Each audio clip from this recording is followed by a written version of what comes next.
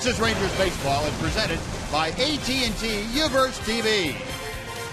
Well, it has turned out to be a brilliant, sunny Sunday afternoon here in Anaheim. Rangers and the Angels playing under bright blue skies at Angel Stadium. This is the wrap-up of the Rangers' 8-game road trip and this 3-game series against the Halos. And welcome in, everyone, along with Tom Graves, Steve Busby. Glad you could join us for this Sunday afternoon of Rangers baseball. Rangers looking to end this road trip on a high note, and they have their best pitcher, at least so far this year, going today, in Nick Martinez. You know, Buzz, over his last 9 or 10 big league starts, Nick Martinez has really grown up as a major league pitcher. So far, after 3 starts, he doesn't have a lot of strikeouts, but he's got a lot of weakly hit ground balls, weakly hit pop-ups, because he's located his fastball with movement on the inside part of the plate. After 3 starts, he leads the major leagues in ERA at 0.45. Opponents are hitting below 200 against him. He's only given up 1 run in 1 start, no runs in a couple of starts.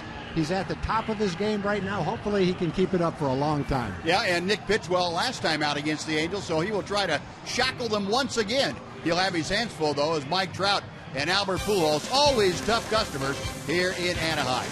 We will have the conclusion of this road trip coming up next. The Rangers and the Angels right after this on Fox Sports Southwest.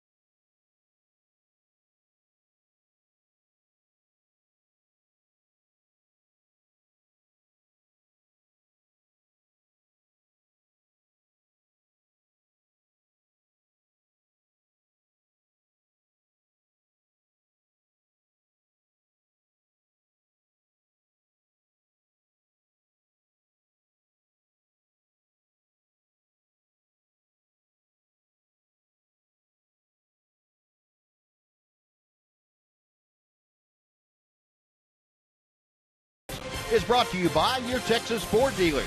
The EcoBoost Challenge is on at your Texas Ford dealers. Get to your best in Texas Ford dealer today. By AT&T Uverse TV. Uverse has more live TV channels on the go than cable. And by Southwest Airlines. Book your low fare right now at southwest.com. Well, a gorgeous afternoon out here in Southern California. Fans filing into Angel Stadium, and we are going to watch 2 teams that have gone in opposite directions the last several days. The Angels have won their last 3 games. The Rangers have lost their last 3 games. And despite not scoring many runs, the Angels have made what little they put on the board stand up. They have had 2 comeback victories over the Rangers in this series. Rangers behind Nick Martinez will try and get a W and make the plane trip home a little nicer to enjoy. And here's Tom with the Southwest Airlines Texas Rangers starting lineup. Leonis Martin leads off in center field. Jake Smolinski is batting second. Prince Fielder at DH is batting third. Adrian Beltre at third base bats fourth. Mitch Moreland bats fifth at first base. Elvis again in the sixth spot in the lineup at shortstop. Shin-Soo Choo will play right field this afternoon and bat seventh. Carlos Corporan is the catcher, and batting ninth is the second baseman, Rougned Odor. And that lineup will face the left-hander, Hector Santiago. Santiago, coming into this ball game, has had a lot of run support. The Angels have scored 24 runs in the last 2 games for him. And he is coming into his own as a starter. You go back to the end of last year, the last half of 2014. And until now, he's gone 8-3 with a very fine ERA of under 3. So he is getting his feet on the ground very firmly as a starter at the major league level. Mentioned the Angels have scored a lot of runs. Ranger hitters really need to be patient against him. He can get wild early, and the Rangers would love to give him a chance to be wild in the early going out here.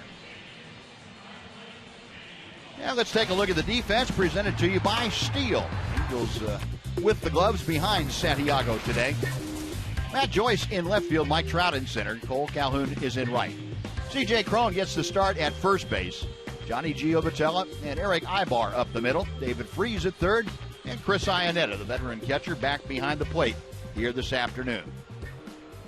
Well, the Rangers come in at 6-11. They are trailing in the American League West by 4 games to the division-leading Houston Astros. The Rangers just have won 3 of their last 10 ball games, trying to get back on the right track. Leonis Martin takes strike 1, and we are underway here in Anaheim. Martin, a .225 average. Makes that breaking ball that stayed high from Santiago. 1 ball, 1 strike. 3 bunt hits this year, leading Major League Baseball. And over the course of the last 3 years, Leonis has led Major League Baseball with better than 30. And he promptly bangs that pitch into center, a leadoff single for Leonis Martin. It's just nice to see Leonis continue to swing the bat. Santiago is a tough left-hander. He's always had a very low opponent's batting average. Last couple of years it's been in the 240s. And so Leonis again swinging the bat well on this road trip. Another line drive.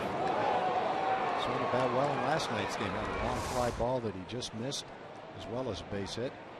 The other thing he's doing is he's running the bases well. So see if that leads to anything here in the first inning. Martin with a stolen base last night. He and Elvis Andrus for the first time this year stole a base in the same game. So maybe they can get that running game going here and make something happen. Rangers have only scored 3 runs in the first 2 games of this series. Jake Smolinski batting at 125. And you'll have to wait for a minute because Santiago is going to pay a lot of attention to Leonis Martin. Jake with a home run and 3 driven in. Again, back up in that number 2 slot in the order. A little bluff move as Santiago stepped off the back of the pitching rubber. The left-hander's ready. There goes Martin. The pitch is high, and there will be no throw. Wouldn't have mattered anyway. Martin had that stolen base standing up. Well, Leonis, I'm sure, felt very confident with his lead and very confident with his jump after seeing the couple of pickoff throws over to first base. I don't think he felt like Santiago really had the kind of move that could keep him close enough to stop him from getting a jump. Pretty evident on that stolen base. He was going on first move, and he read it very correctly. That's Smolinski going after a high fastball with no success. 1 ball and 1 strike. Jake, despite the low batting average, still has been on base 7 of his last 8 ball games by a hit, a walk, a hit by pitch. Been able to make some things happen without getting base hits. The 1-1 coming from Santiago.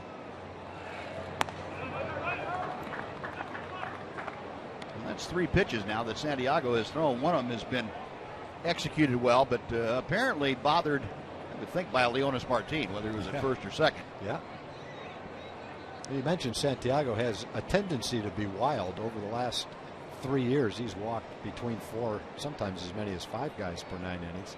This year, small sample, it's only been 3 guys per 9 innings, so maybe he's throwing a few more strikes this year. Always been a tough guy to hit, though. Fewer hits than innings pitched by quite a margin in each one of his first 3 seasons. White Sox tried him as a closer for a while his first year with them in 2012. 2-2. The count to Smolinski. Now he's tired of waiting and backs out. Jake trying to at least move Martin over to third base. Yet nobody out. Leonis at second. A single and a stolen base.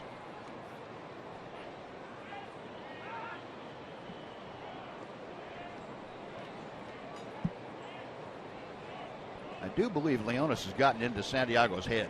That's keeping an eye on him and doing everything he possibly can to keep Martin from swiping third. Got him swinging. Pitch up. Smolinski couldn't get on top of it, and that is a very big strikeout, one away. Well, one thing the Rangers have been inept at early in the season is moving a guy from second over to third with no outs. But the biggest thing is trying to get a guy in from third with less than 2 outs. They've had men on first and third and no outs a number of times early in the season, and very little success hitting the ball in the air and getting that run home.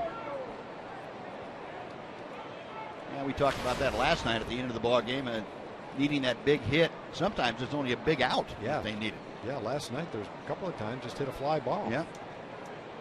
Well, here's Prince Fielder, who has done more than his share. A 373 average.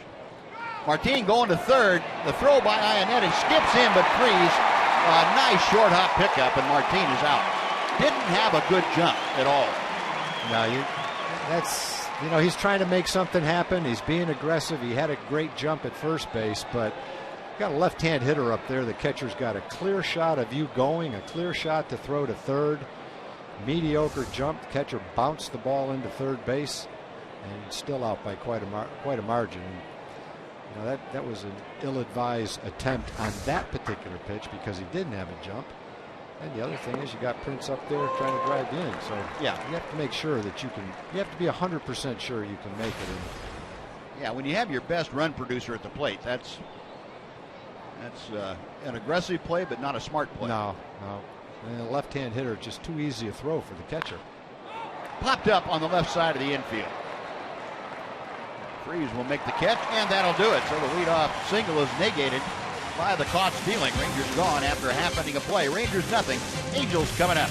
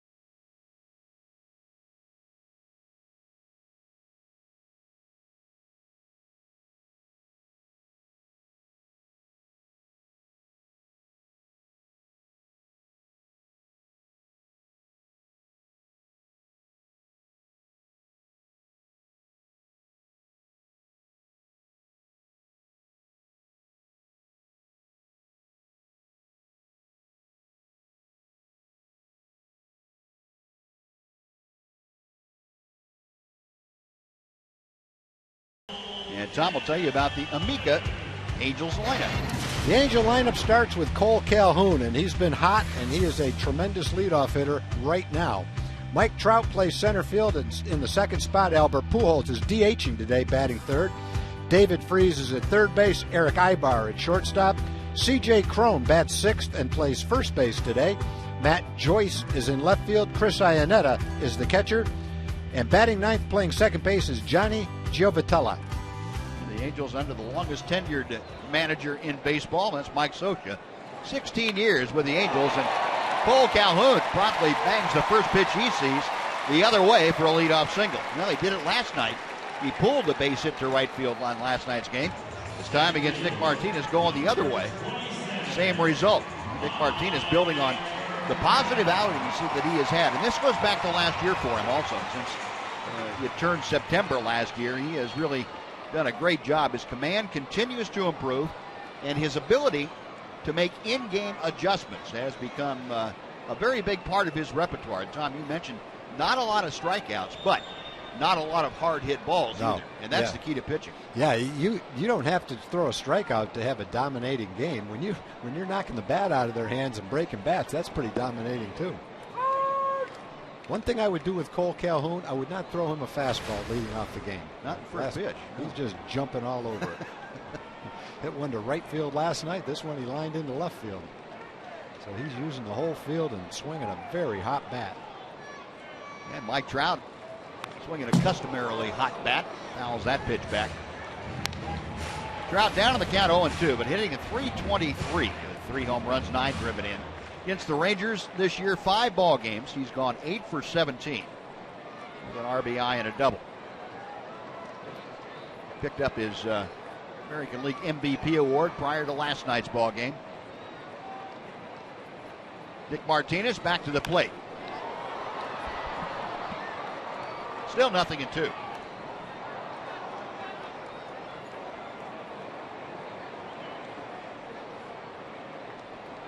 Trout checking with Gary DiSarcina, the third base coach. Probably not much going on here with Calhoun at first base. Nobody out in the bottom of the first. Angels not a huge running club. Pulled right at Beltre. He crossed the diamond and in time for the double play. Boy, I didn't think they were going to. I didn't think he had any chance of getting him at first base. I don't think the Calhoun thinks they did get him. No. He's not leaving. Mike Scioscia waiting to get word right at the top step. He told home plate umpire Manny Gonzalez, hang on a second, I may want to challenge this. Give you another look at it.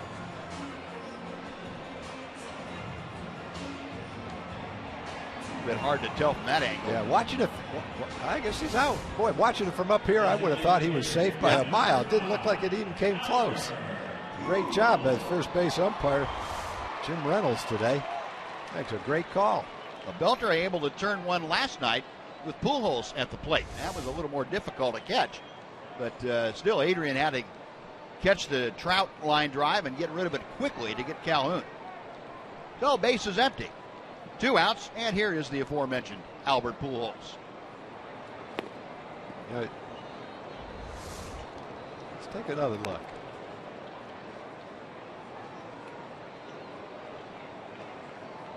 Boy. That's what I saw from up here. But they didn't challenge it. Well,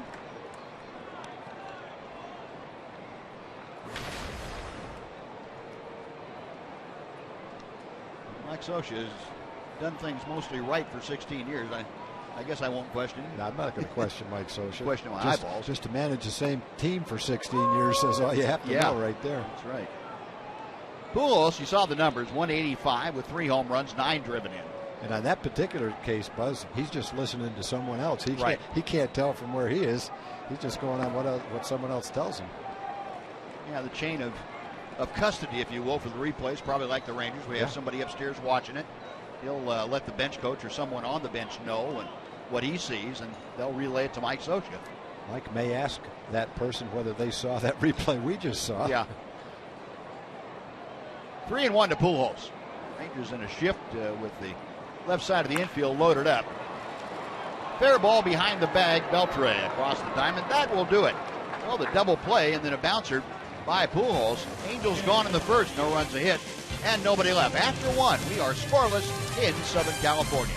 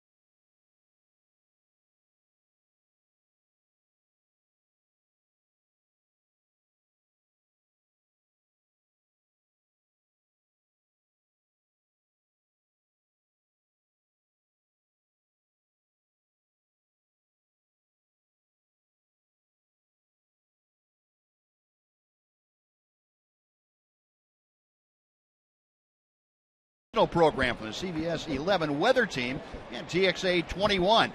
That's coming up May 14th. The Royals are in town. Thursday afternoon game. You can get your tickets at TexasRangers.com or call 972-RANGERS. Adrian Beltre starting things off for the Rangers here in the second inning. The Beltre, Moreland, and Andrews to face Hector Santiago. Adrian, a 179. He has shown signs the last few days of getting it together, but he pops this one up, way up there into the blue sky. Giavatella makes the grab. That is out number one. Okay, I got a question for you, Tom. This ballpark, very rarely do we see a problem with the sun in day games like this. And in Oakland, you see it all the time. What's the difference? Yeah, I don't know. You know, I've said this high sky. I've heard other people say high sky. But how can one sky be higher than another sky? You know, it is what it is. In Arizona, a lot of the games you don't see any clouds. I think clouds give you a little bit of depth perception, maybe. And I'm not sure exactly where the sun is here. I'm trying to look at the shadows. Yeah, it's pretty much right behind home plate. Must be directly over everybody right now. In Oakland, the sun is directly in the center fielder's eyes, which means any ball hit between left center and right center field is going to be in the infielder's eyes or the center fielder's eyes. Mm-hmm. And in a day game, it's always a problem. Right now, it looks like the sun is, I don't even see a shadow. It's almost like it's directly on top of us. So when you look up to the sky for a ball, I don't think the sun is in your eyes right now. And there's some clouds in the sky, so you don't get that high sky effect. The high sky effect, when you look up for a fly ball and you're looking into what people refer to as a high sky, it's hard to judge where it's going to come down. It just seems like it's so high and you don't have any depth perception, and it's a little bit more difficult to follow it than it is without a blue sky, with gray sky, or a blue sky with clouds in it. But the biggest problem is not the high sky, it's the sun. And right now, I don't think the sun is in anyone's eyes. Maybe it's that Northern California, Southern California deal. They don't like each other. I don't know. It could be. You're from California. You'd know that better than I. Moreland down on strikes for the second out. You know, where you might see a problem right now is a high pop up to the catcher who doesn't look out or to the side, but has to look directly up in the air, that might be a problem, because that's where it looks like where the sun is right now. In Boston, the sun sets so that it's directly in the right fielder's eye. In our ballpark in the summertime, first couple of innings, it sets directly in the left fielder's eye. But that's when it's down low on the horizon, where when you look for a semi-line drive, you're looking right into the sun. In our ballpark in left field, if it's hit straight up in the air, then you're not looking into the sun. In Oakland, if it's a line drive, you can see it. It's when it's hit high that the center fielder has a problem. Elvis pops it foul, and he is now even in the count at a ball and a strike. But I'd like to see someone much smarter than me explain exactly what high sky is. Well, you tried to catch fly balls. I feel it when I was trying to do it, and I know what they mean, but I don't know exactly how to explain what it is. It's just harder. It's harder to judge the ball for some reason. Yeah. And the depth, what you mentioned about depth perception, I think that's exactly right. Yeah.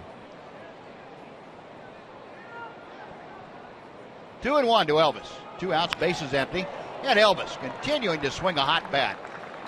Bangs a 2-out single into left field. So Elvis aboard, and we'll see if he gets his running shoes on with Shin-Soo Choo at the plate. Well, what you're hoping with Elvis is when he went to spring training, he made some adjustments from last year, and we've talked about him.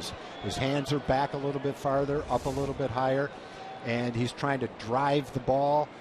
When the pitch is inside, he's trying to pull it, whereas last year he was trying to push everything to right field, and it resulted in a lot of weakly hit balls.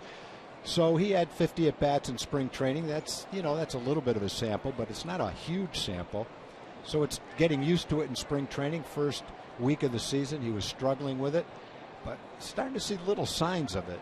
And in this series, he's pulled several balls to left field. There was another one. The ball that I think he's hit as hard as any ball was the ball he hit over the center fielder's head in Seattle when we were up in Seattle. So maybe he's starting to get a little more comfortable with it. I hope that's the case, in which case it could lead to some better things.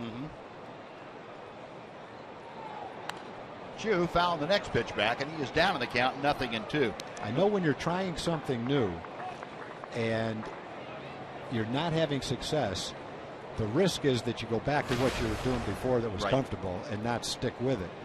If you stick with it and then you gradually start to have some success, now you start to believe in it and have confidence in it and stick with it, and that could lead to good things. But most of us, if you're not having the success you want, you tend to revert back to what felt comfortable before, even if you weren't having the success you wanted. Yeah, that's that old chicken and the egg thing, confidence versus success. Which comes first? Yeah. Well, you hope you do it enough to, even though you might be hitting 200, you're doing it occasionally to where you know what it feels like when it happens, and you say to yourself, okay, it's starting to come along okay, it's going to get better. And if that's what's happening with Elvis, then that's very positive, because he's starting to have a little bit more success as time goes on. Yeah, we showed you the numbers for Elvis, hitting well over 300 now in his last 5 ball games. At first, 1 ball, 2 strikes. Shin-Soo Choo, the hitter. Choo in a tough spot. Hopefully getting going again against Hector Santiago. There's the road trip numbers for Choo. Just 1 for 22. It's an 0.45 mark. Hector Santiago, since joining the Angels, has given up exactly 1 home run to a left-hander. And that left-hander is standing at home plate right now. There goes Elvis. The pitch is top foul. Yeah, the other thing with Elvis, Buzz, is when you look at him, he's 6'1". He weighs over 200 pounds. He's young. He's in great shape. He works hard. He's not a guy that's prone to strike out a lot, so he's got good hand-eye coordination. He runs well. If he can make some adjustments that gives himself a better chance to drive the ball, and he believes in it, there's no reason why he can't be a stronger and a better hitter. Yeah, maybe not a 20 home run guy, but certainly a gap doubles type of hitter. A guy that can hit 40 doubles and hit whatever, 5 to 10 home runs, 12 home runs, something like that. He may or may not hit home runs at that rate, but he has the talent to be a better hitter. It's pop foul on the third base side. Well, some guys, you look at them physically, and what you see is kind of what you're going to get, but with him, he should be able to be a better hitter. He's not afraid of the ball. He has the capability of using the whole field. So if he can get a better swing that lets him drive the ball, then the right fielder can't play 250 feet behind second base, you know, from home plate and take those base hits away from him. He can bunt a little bit to get a base hit. Yeah, it's like he has the finer points of the game down as far as hitting goes. It's just a matter of going out and busting people. He's got a good hitting instructor. He's got everything that you need to have success. He's got, and he's just got to go out and make it happen now. Shin-Soo Choo trying to make it happen here. 1 on, 2 out. And again, Santiago very preoccupied with Elvis at first base, as he was with Leonis Martin in the first inning.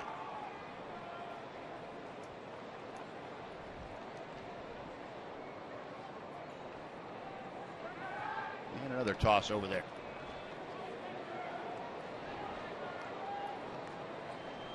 C.J. Cron getting the start at first base today, and customary for Mike Scioscia to give Albert Pujols a day game off. Once a week, anyway.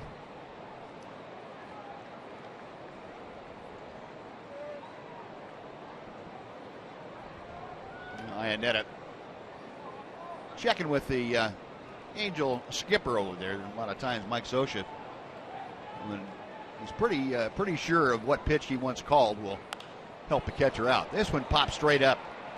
Now we'll see if the sun bothers Freeze or Ibar. It's Ibar, the shortstop, and he drops it. Wow. I guess the sun comes in play on the left side of the field. Sure does. We just found out. Well, Ibar ran Freeze off the play, figuring he had a better angle at it, and all of a sudden, Ibar was having trouble with the sun. Well, the Rangers will now try to capitalize on that miscue. They have runners at first and third, and Carlos Corporan coming up. I remember playing a 12:30 game here with a bright sun. I'm sure we have. I wasn't exactly sure where the sun part of the field is, but I guess we just found out. It's right where Ibar is. It's right where Ibar looked, trying to catch that pop-up. Although, you know, generally you can tell when a guy loses the ball in the sun, he kind of veers away from it. It looked like he was looking right at it. Yeah. Maybe he just missed it. Well, that's his first error of the year. Ibar had gone 18 ball games and 154 innings without committing an error, and let's see if the Rangers can take advantage of that. Here's Corporan, switch hitter, batting from the right side at .238 average. Well, Ibar was due for an error because he was on borrowed time after Pujols he bailed him out on 2 low throws yesterday. Sure did.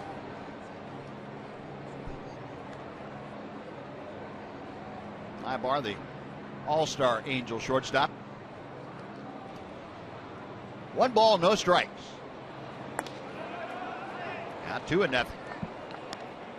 Corporan, 1 home run, a couple driven in. He's reached base safely in all 6 of his starts for the Rangers this year. Ball club 2-4 in those starts.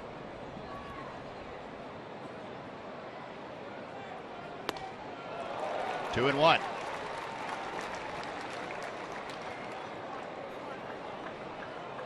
This is one of those situations that, you know, to have success, you just have to take advantage of this opportunity. You get a pop-up that should have ended the inning. It prolongs the inning. You got a man in scoring position right here. So you want to cash in, make something happen. And, you know, thinking back over the last several years, you've kind of seen Ranger teams go from, it was automatic in 2011, maybe 2012. Yeah, cash in. We were one of those teams that says, don't give that team an extra out. Exactly. And it just kind of went backwards over the ensuing couple of years. And now we're to the point where they really need to have something good happen. Well, full count now, and with 2 outs, Shin-Soo Choo will be off and moving. He's at first. Elvis Andrus over at third. Rangers trying to get on the board first.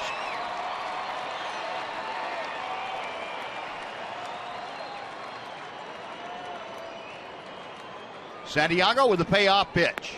Outside and lost him. Well, the walk, the first of the game for Santiago. And that'll bring up Rougned Odor.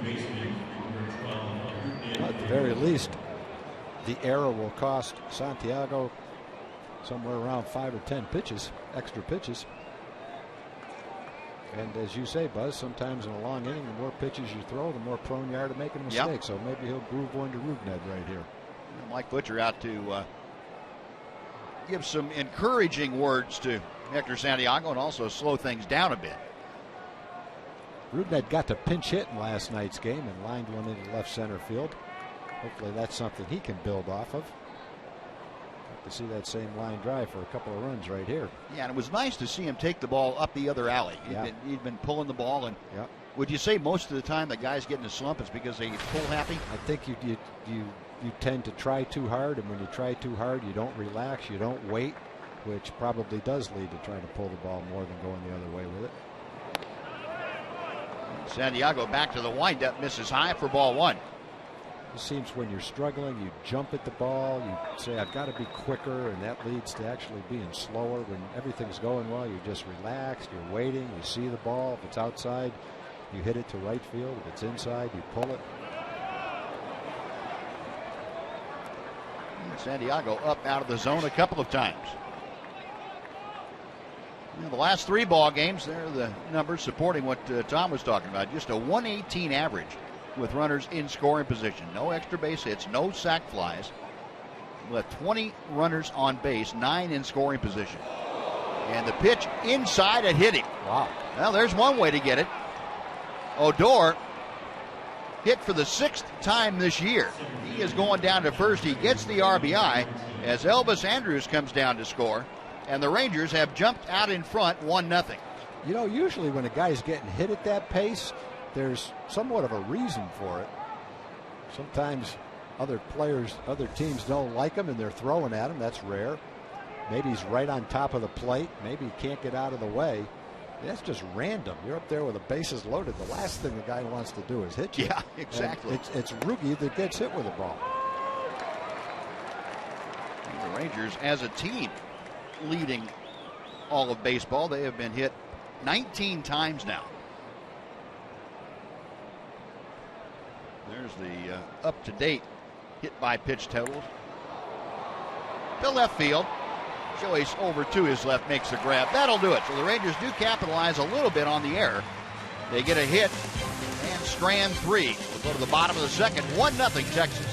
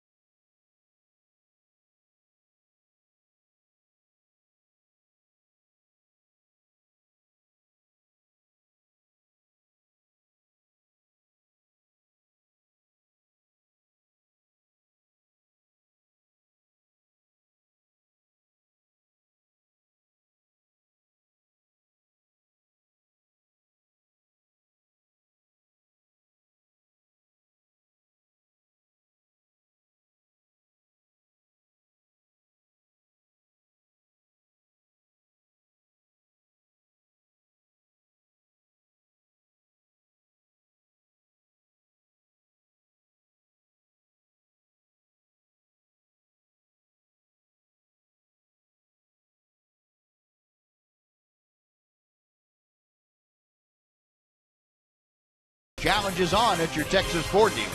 Get to your best in Texas Ford dealer today. Now the Rangers, as they have in each of the 3 games now, jumping out to an early lead, 1-0. Rangers able to capitalize on a 2-out single, a walk, hit batter, error. Get the job done, get a run home, and now Nick Martinez will face the middle of the Angel order here in the second. David Freese, Eric Ibar, and C.J. Cron. You know, we're talking about the sun, and I'm watching Martine in center field between innings, and he's got sunglasses on, and he keeps looking up at the sky, using his glove. So I'm sure that on a ball hit very high, he's probably going to have some problems too. Line drives don't appear to be a problem right now, but very high fly balls will be. The jam shot roller is not a problem. That's not a problem. That's also pretty customary with Nick Martinez. Yep. Got that fastball in. Let's take a look at the rest of the Ranger defense, brought to you by Fred Loya Insurance.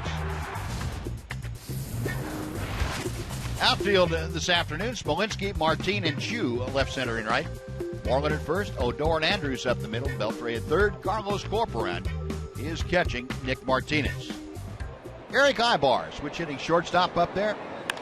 And first ball swinging, Beltre, a step, and he had to reach up in a hurry. That ball got on him in no time, but he makes the play for out number 2. Take that, Ibar. Ibar, you could tell he's trying to slice the ball into left field with that swing. And he thought he did.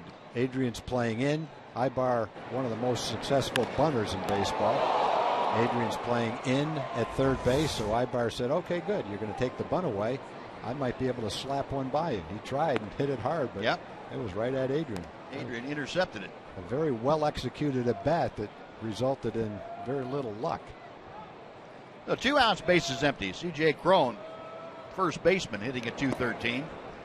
Nick Martinez drops in an off-speed pitch to even the count. Cron 4 hits in the series. He's 2 for 7 with a home run against Nick Martinez. Up the middle into center field, a base hit. Not hard hit, but just to the bare hand side of Nick Martinez. Nick, a very good fielder, could not get the glove over in time to make the grab. And there's the second Angel hit of the afternoon, a 2-out base hit, and Matt Joyce will come up. A slider down and away, just hit it right on top of the ball, but he found a hole with it.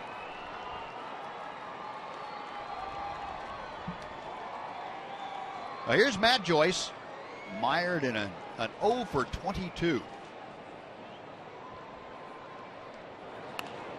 Out of play. Make that 0 for 23. I was trying to be kind to him, and might as well be realistic. Joyce did have 4 hits in the series in Arlington 10 days ago. Went 4 for 12 in that series. 1 ball, 1 strike.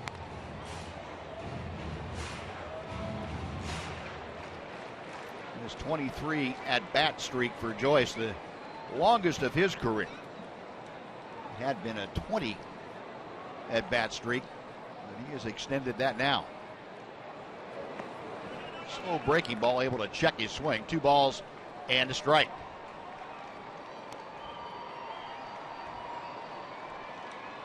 Nick Martinez against the Angels, his first time this year. That was back in Arlington on the 14th of the month. Worked 7 innings. He did give up a run, but it was unearned. 5 hits. Joyce, a sky ball to center field. Leonis Martine peering up into the bright blue, makes the grab. That'll do it. No runs, a hit, 1 left for the Angels after 2 complete. Rangers 1, Angels nothing on Fox Sports Southwest.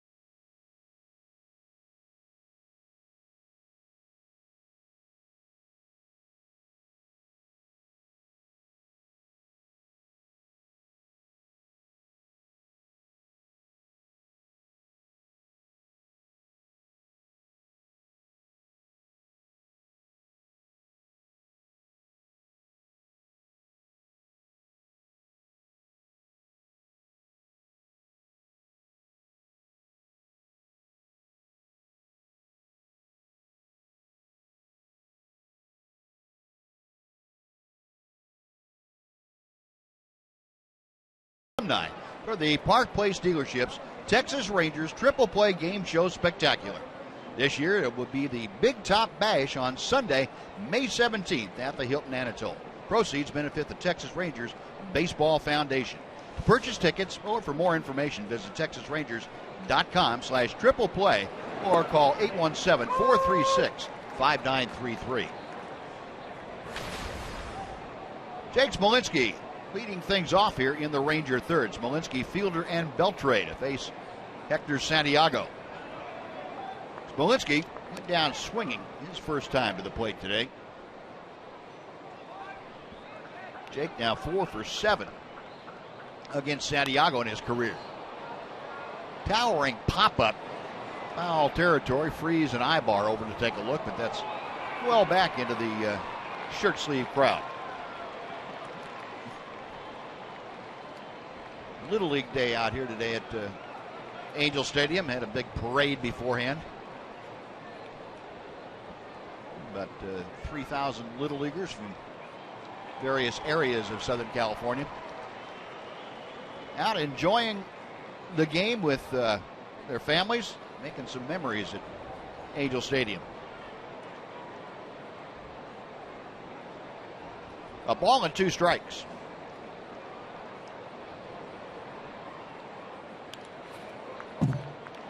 One thing we have when we come to California, Buzz, we have one of the best crews that we have throughout baseball. Yeah. Headed by our stage manager, Johnny Reynolds, our stat man, Brian Hagan, audio man, Greg Prosser. Best in the business, these guys. Generally, Brian is the brains of the group. Yeah. Johnny sits here and tries to figure out his golf handicap, read Golf Magazine. Is that what he's doing? Today he came up with a pretty interesting concept. I got to give the man credit. Rougned Odor, we're talking about hit by pitches. There's a walk. Rougned's been hit by pitches 8 times this year in roughly 60 plate appearances. Garrett Anderson, in somewhere around 9,000 plate appearances in his career, was hit 8 times, the same amount. And Ruben Sierra, in roughly 9,000 plate appearances in his career, was hit 7 times. So Rugi's done that in 60 plate appearances. That is pretty amazing. Johnny, good job. Someone must have called him and told him that was watching. Yeah.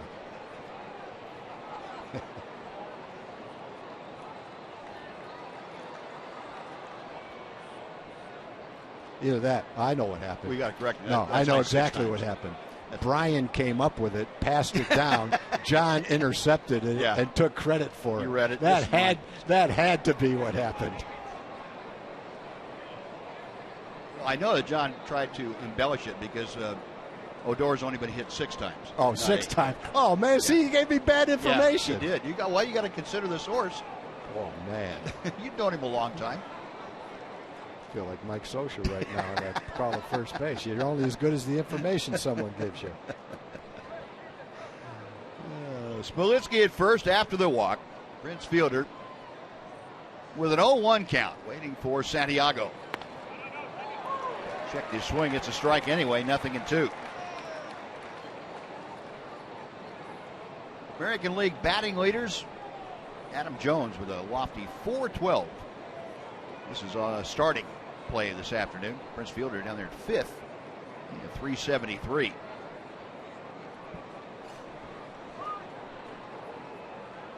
Time called.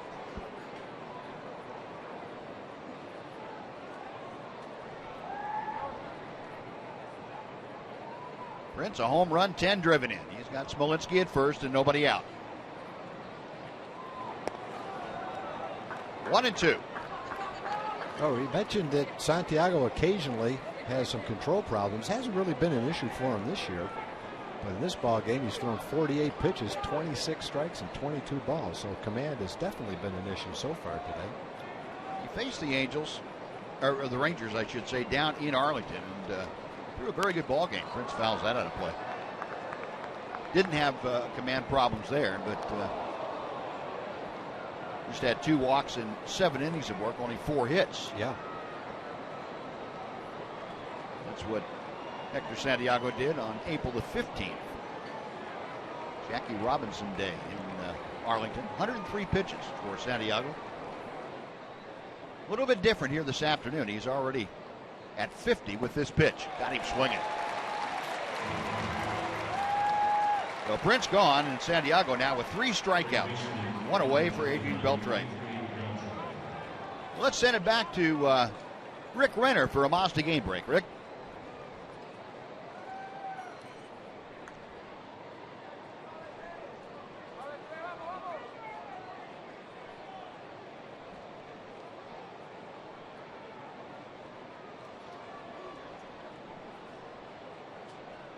All right, Rick, thank you. And apparently no fisticuffs. No benches clearing brawl so far. Yeah, that's good news. That's a rarity in a Kansas City game this year. Doesn't matter who they're playing. Adrian Beltre popped out to second in the second. 176 is season average. Ooh. Adrian, in about another 3 weeks, that ball probably leaves the ballpark. Adrian does have a home run against Santiago. Last 42 games against the Angels. Beltre has hit .327. Now down to the count. 0-2.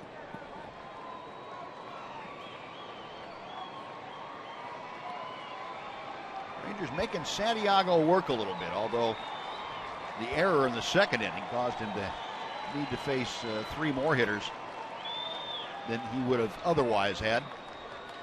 11 extra pitches.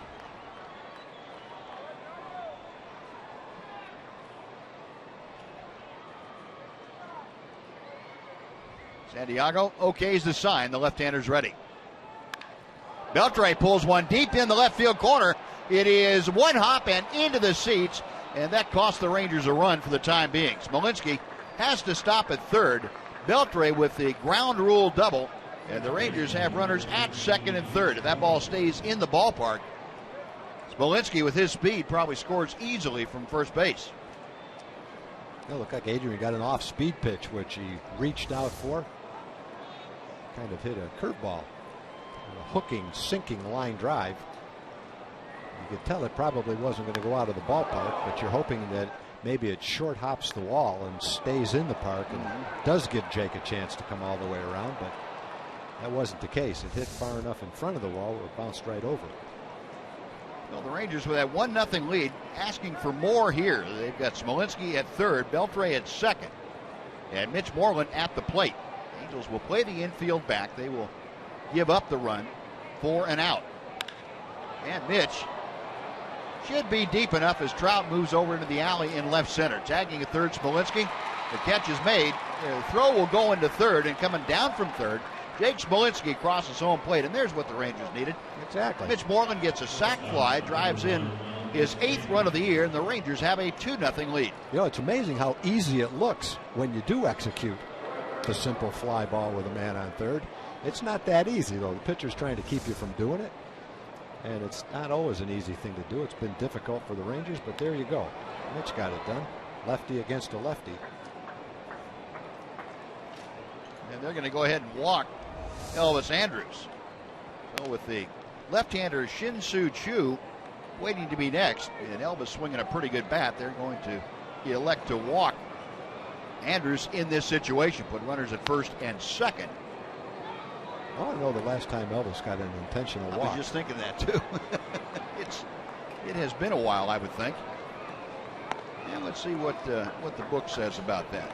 Well, Shin-Soo can spoil that strategy by hitting a line drive in the gap in left center field and scoring both of them. Elvis had an intentional walk. He's had one in his career prior to this one. Wow. That was back in 2013. It's the only one of his major league career. He must have been hitting 8th in a National League park. That's not very nice. No, I know. But probably correct. Now here's Choo, who hit that towering pop-up that was dropped by Eric Ibar in the second inning. Way inside for ball one. The other side of it is Elvis is swinging the bat right now probably a lot differently than he was the last time he got an intentional walk. Yeah, this is a whole different Elvis story right now. If you're Mike Scioscia and you've seen the at-bats he's had in this series, that's the smart thing to do. Chu being crowded by Santiago and now has the advantage in the count at 2 balls and no strikes. Santiago, you know, one of the toughest things I think to ask a pitcher that's struggling with his command to do is to intentionally walk somebody and then expect him to come back and have better command on the next guy. Yeah. That's what Mike Scioscia is asking of Hector Santiago. Shin-Soo Choo having a dart out of the way of that high-tight pitch. All 3 pitches are inside. Is that the theory behind having, when you're going to replace the pitcher, have the pitcher that's in there right now walk a guy intentionally before the next guy comes into the game? Yeah. You don't bring a guy into the game and have the first thing you do walk a guy intentionally. Yeah, you want the guy coming in from the bullpen to be aggressive in the strike zone. Yeah. That's asking you to get away from that. 3 balls, no strikes. Now 3-1.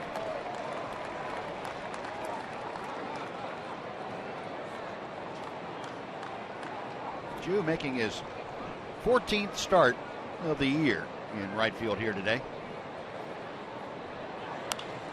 Pops another pitch up. That one looks like it'll be out of play on top of the Angel dugout. Bounds back about 7 rows. We're talking about intentional walks. Most of the time in Elvis's career, he's not most of the times, but much of the time he's hit at the top of the lineup. And the guys that hit behind him have been pretty accomplished hitters too. Right now you've got a right-hand hitter against a left-hand pitcher who gets the walk, and a left-hand hitter who's struggling at this point in time. Managers don't make decisions based on reputation. They make decisions on what's going on right now. Right now Elvis is swinging the bat and Shin-Soo's trying to find his stroke. Chu just able to get his body out of the way of that pitch. That was another inside fastball, but the bat stayed back there, so the foul ball. And again, Beltre back to second. Elvis back to first. 3-2 with 2 outs. Rangers looking for more. They are on top 2-0. Runners on the move. Another 3-2. Outside, ball 4. And Chu draws the walk to load the bases for Carlos Corporan. Well, this is getting to be an inning like the one that the Rangers had in Arizona against Archie Bradley, when they had a couple of 3 walks, I think, an inning and a hit batter. We're talking about cashing in. Last inning, the Rangers got a hit by pitch with the bases loaded to score a run. That's all they could get. And they've had a couple of walks, an intentional walk, and a regular walk. Loaded the bases again. They've got 1 run in. That's nice, but it'd be nice to single one in the gap and pick up a couple more, make it a big inning. Mike Butcher out there to try and calm things down just a bit for Santiago and Chris Iannetta. Iannetta's going to stay on and have another couple of words with his left-hander.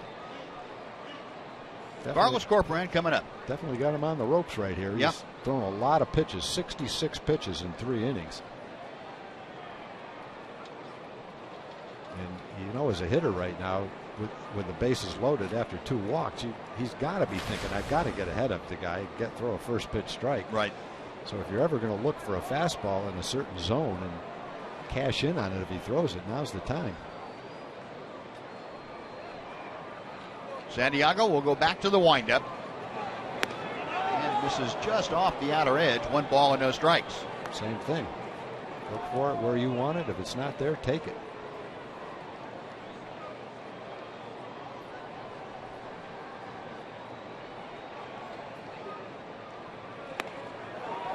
Off the plate. Carlos getting a little bit over anxious. Probably saw a pitch. He was probably looking away and didn't factor in the tail on the fastball.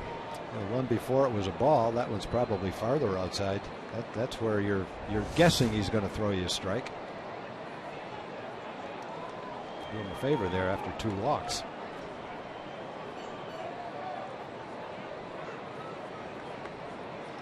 Carlos trying to rethink his approach here. 1 ball, 1 strike the count. Bases full of Rangers. A run across here in the third. 2 outs. They're looking for more. And that big breaking ball. 1-2.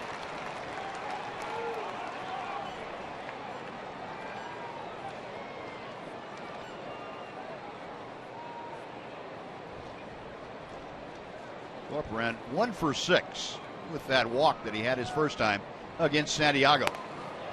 Way outside. 2 balls and 2 strikes. Yeah, I wouldn't be surprised. He's thrown 3 fastballs in this at bat. They've all been outside. One ended up being a strike because he swung at it. The only strike he's thrown has been a curveball. The bases loaded, can't get your fastball over. You'd be surprised if he threw him another curveball right here. Yeah, this is the pitch where you want to get the hitter too. Nope, tried inside. Should have. The count now is full, and the Rangers again will have the advantage of starting the runners with 2 outs. Beltre over at third. Elvis Andrus at second. Shin-Soo Choo at first. Corcoran up there from the right side. The payoff pitch. Got him swinging. Up and away, and Corcoran couldn't make contact. Rangers are done in the third, but they score a run on 1 hit, Strand 3 after 2.5. Rangers 2, Angels nothing.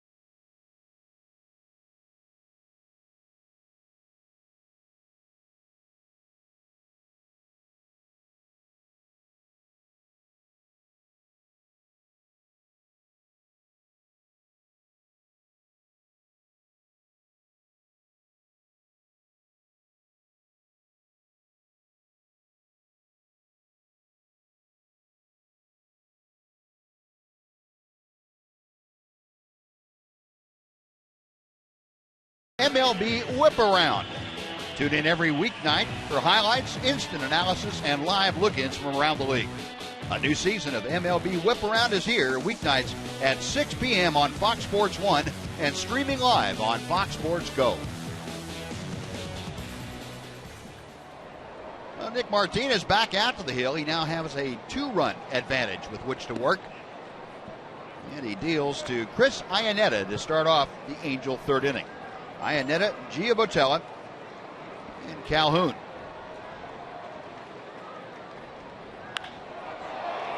Fly ball left field. Smolinski fighting the sun back at the warning track to make the catch. And luckily he picked the ball up. I was a little bit worried at first when he put his hand up there to block the sun. But he ended up having the ball under control and made the catch right on the warning track. This is a totally different ballpark playing-wise than we've seen the first 2 nights here. Yeah, I don't believe that ball would have gotten to the warning track last night.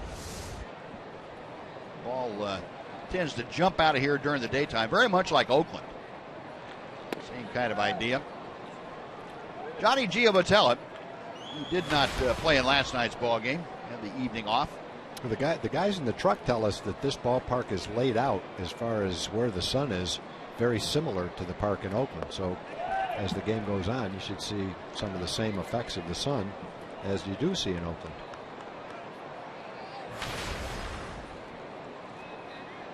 Giavotella, despite the batting average overall at near 300, hitting just 231 on this homestand. Gets fisted, fights it off to left field. Smolinski is 2 for 2 out there in this inning. 2 gone, back to the top of the order for Cole Calhoun. Let's take a look at our Kubota power stats for today. We're talking about Nick Martinez. A .225 opponent's slugging percentage. That's not batting average, now slugging percentage.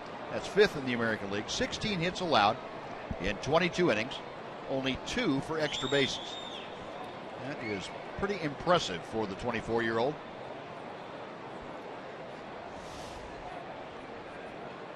Here's Calhoun, who saw the first pitch and rifled it to left field for a single. Takes the first offering from Martinez in for strike 1.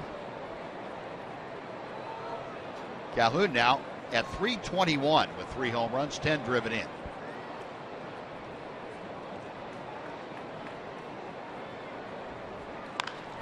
And he's 2 for 2. He is having the last couple of days to be on fire.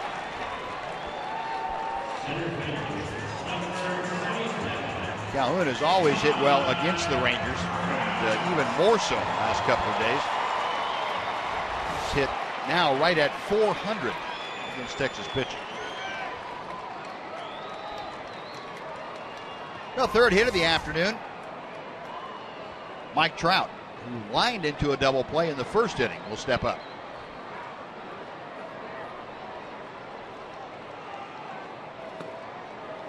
Off speed, and it settles low out of the strike zone. 1 ball, no strikes.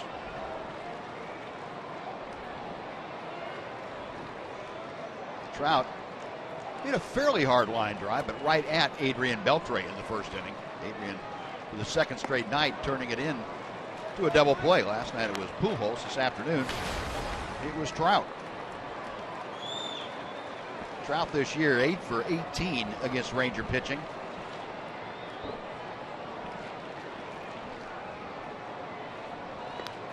Pretty quick move over there by Nick Martinez, and Calhoun has to dive back to first. Rangers 2 runs on 3 hits, no errors. The Angels no runs on 3 hits. They committed the only error of the ballgame.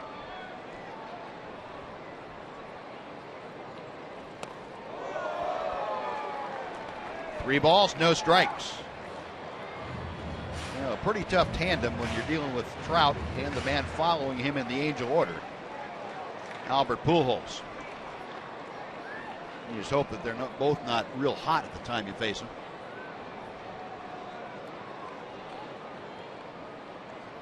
The 3-0 and a 4-pitch walk. So in an effort to get the ball up in the strike zone to Trout, Nick Martinez misses with 4 pitches. And now he'll face Pujols with runners at first and second and 2 away. It's the first walk issued by Nick Martinez. Martinez has not been walking hardly anyone. Comes into play here this afternoon, having issued a total of 6 walks in the month. 20 innings of work, and now I make that 7 walks in 22 2/3.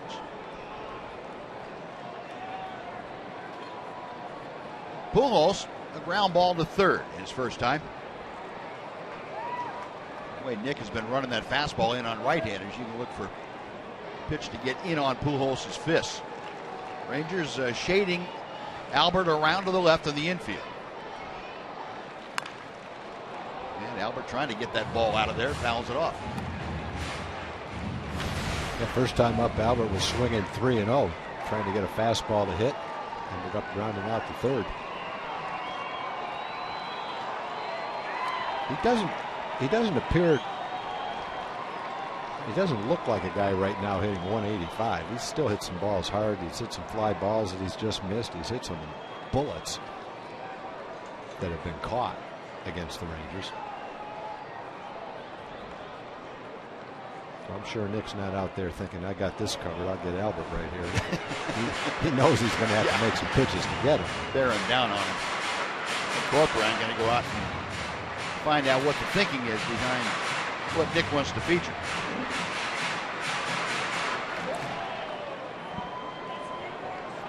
Pujols, 9 runs driven in.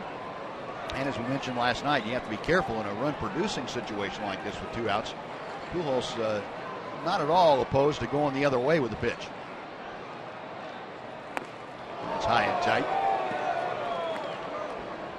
What you don't want to do as a pitcher is give him something hard away that he can drive to right or right center. So with a pretty good gap on the right side between Moreland and Odor. Inside and hit him. And that's going to load him up. Well, Nick, in an effort to keep the ball in on Pujols, got it too far in. Now he's going to have to face David Freese with the bases loaded. Mike Maddox going to make a trip to the mound. Yeah, the precision that Nick has had in most of the innings of his first 3 starts is not quite there right now. He's not quite able to get that fastball where he wants to. He's missing in quite a bit.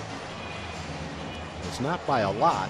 It's a matter of inches between whether you're pushing a guy off the plate for a ball or getting to swing at a pitch and jamming him.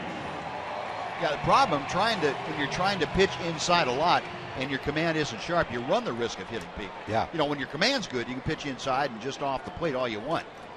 But on a day like this, you may have to abandon that when a hit batsman can hurt you. Yeah, like right here. Yeah. And he did. He went with a slider. Yeah. Go with the breaking ball, and Freese took it for strike 1. David Freese, a ground ball to short as he led off the second. As the base is full of Angel teammates, Nick Martinez, Kellen Carlos Corcoran. Let's cycle through the signs one more time. 13 RBI for Freese this month, most by an Angel third baseman in a while. To Elvis, he will underhand to Odor, and that will do it. Freese hit it hard, but right at the Ranger shortstop. No runs, a hit. 3 men are left after 3. Rangers 2, Angels nothing.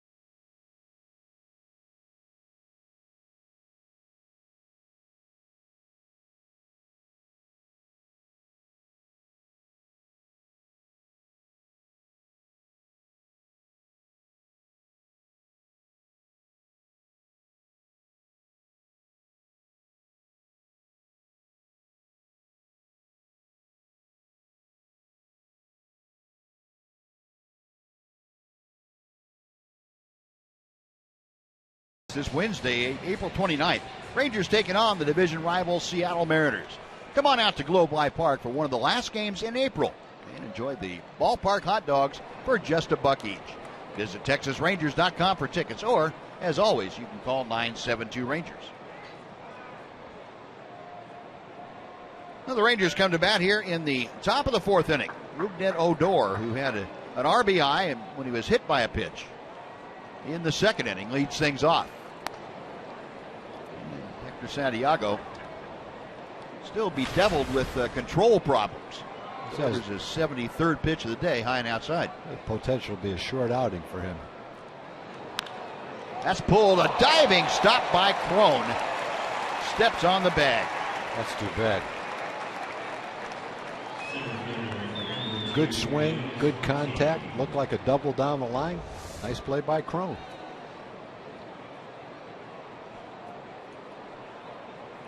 Well, the base hit last night for Rougned looked like he might be coming out of it, and then something like that happens. But hit the ball well. That's what you have to take away from it, isn't it? Yep, definitely. Here's Leonys Martin, who is 1 for 2, and he takes strike one. Martin, a single, a stolen base, but then was caught trying to steal in the first inning. Last time up, skied to left field. A ball and a strike the count to the Rangers center fielder. Showing bunt. And it is a strike anyway as he pulled the bat back. Leonys now 10 out of 26 on this road trip. So he has gotten things going in pretty good fashion. Going the other way again, and Matt Joyce has this one measured. That is out number 2. Next will be Jake Smolinski.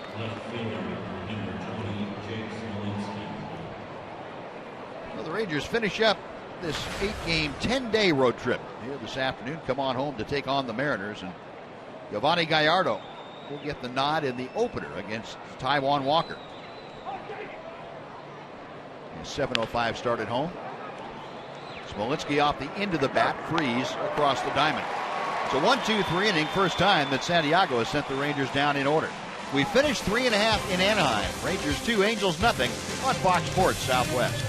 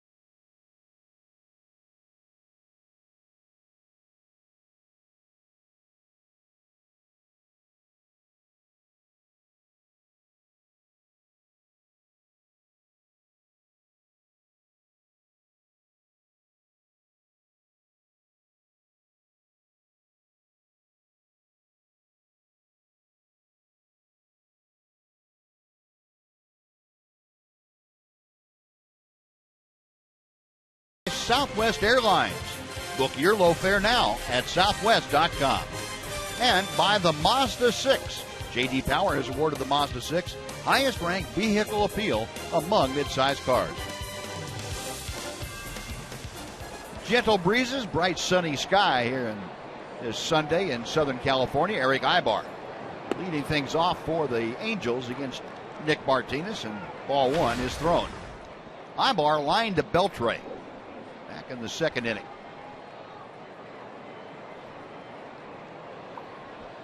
Martinez, next pitch. A ball and a strike. Angels won the first 2 games in this series. A 3-2 score on Friday night. Last night, the 4-1 ball game. Rangers led in both those into the middle innings and couldn't close the deal. Nick Martinez trying to make sure that that doesn't happen here this afternoon.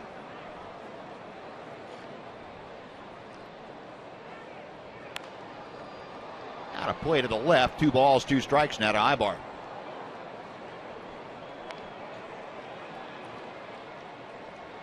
talking about run support, and the numbers for Santiago, better than 10 runs a game. Nick Martinez, 8.5 runs a game, but today, a little bit different story. Ibar down on strikes. Martinez heating him up and away, and gets his first punch out of the afternoon. Yeah, he's throwing him everything inside before then. One of those the foul ball that he hit was right off the handle. Then he went up and away and got him to chase it. First strikeout for Nick. Pretty good tail to it. Here's C.J. Cron, who bounced a single into center back in the second inning.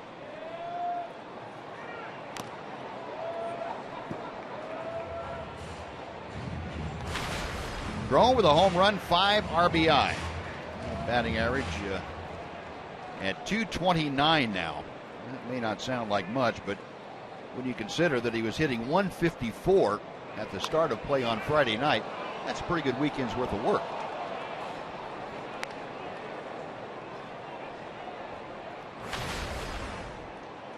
Six hits in his last 16 at-bats. That followed a stretch where he had 4 hits in his first 31 at-bats.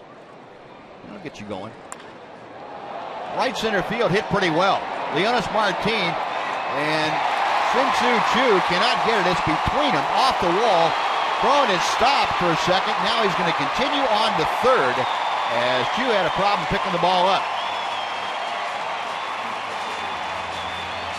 That was a well-hit ball by Cron, and it just kept going and going. Neither outfielder could get to it. From our vantage point, it's hard to tell how that ball was going to carry, but it goes all the way to the base of the wall in right center field. It's a breaking ball out over the plate, right down the middle of the plate. Cron took advantage of the location and drove it into the gap. Right, that's going to be a double and an error on Shin-Soo Choo, as he could not come up with the ball on the carom. Cron all the way around to third. He's there with 1 out. Matt Joyce, the hitter. That's when we've seen ruled differently, depending on the ballpark, where the outfielder has trouble picking up the ball and the runner gets an extra base. Sometimes that would be ruled a triple. I think it's happened on this road trip, as a matter of fact. But yeah, on that particular one, I agree with it. Yeah, it looked like Cron had kind of stopped a second, then took off again. Yep. Throw down to third, and just back in time. That was close. Boy, Beltre caught that ball right on Cron's shoulder, or upper arm, and tagged him immediately just as Cron was getting back standing. This is pretty close.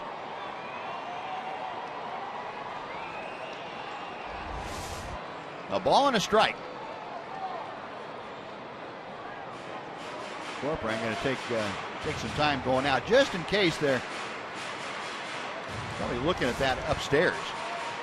See if there might be any reason for an appeal. Joey Pradinsky, the video consultant for the Rangers, take a look at the various angles.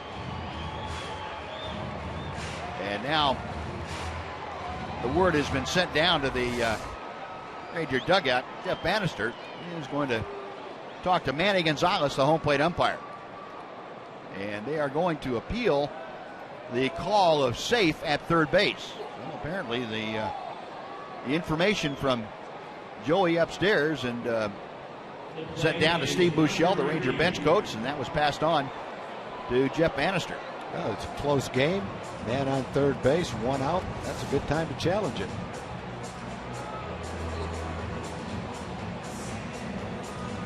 I guess the question is, where does he actually touch him? Pretty tough from that angle to see if the foot is depressing the bag. I don't think his foot's on the bag yet. That's close. I don't know if it's reversible or not.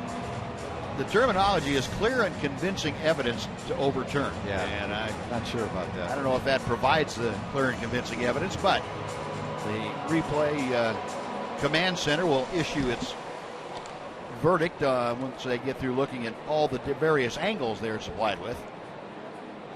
And the crew here with the headsets on. Almost hits him.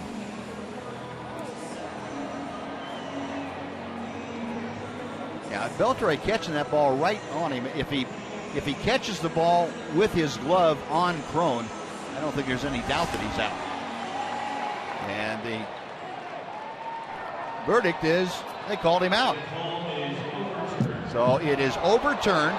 The folks in New York, the umpire in New York at the replay command center said, yep, there is clear enough evidence, and it is convincing that the call should be overturned, and it has been. So Cron is out on the pickoff.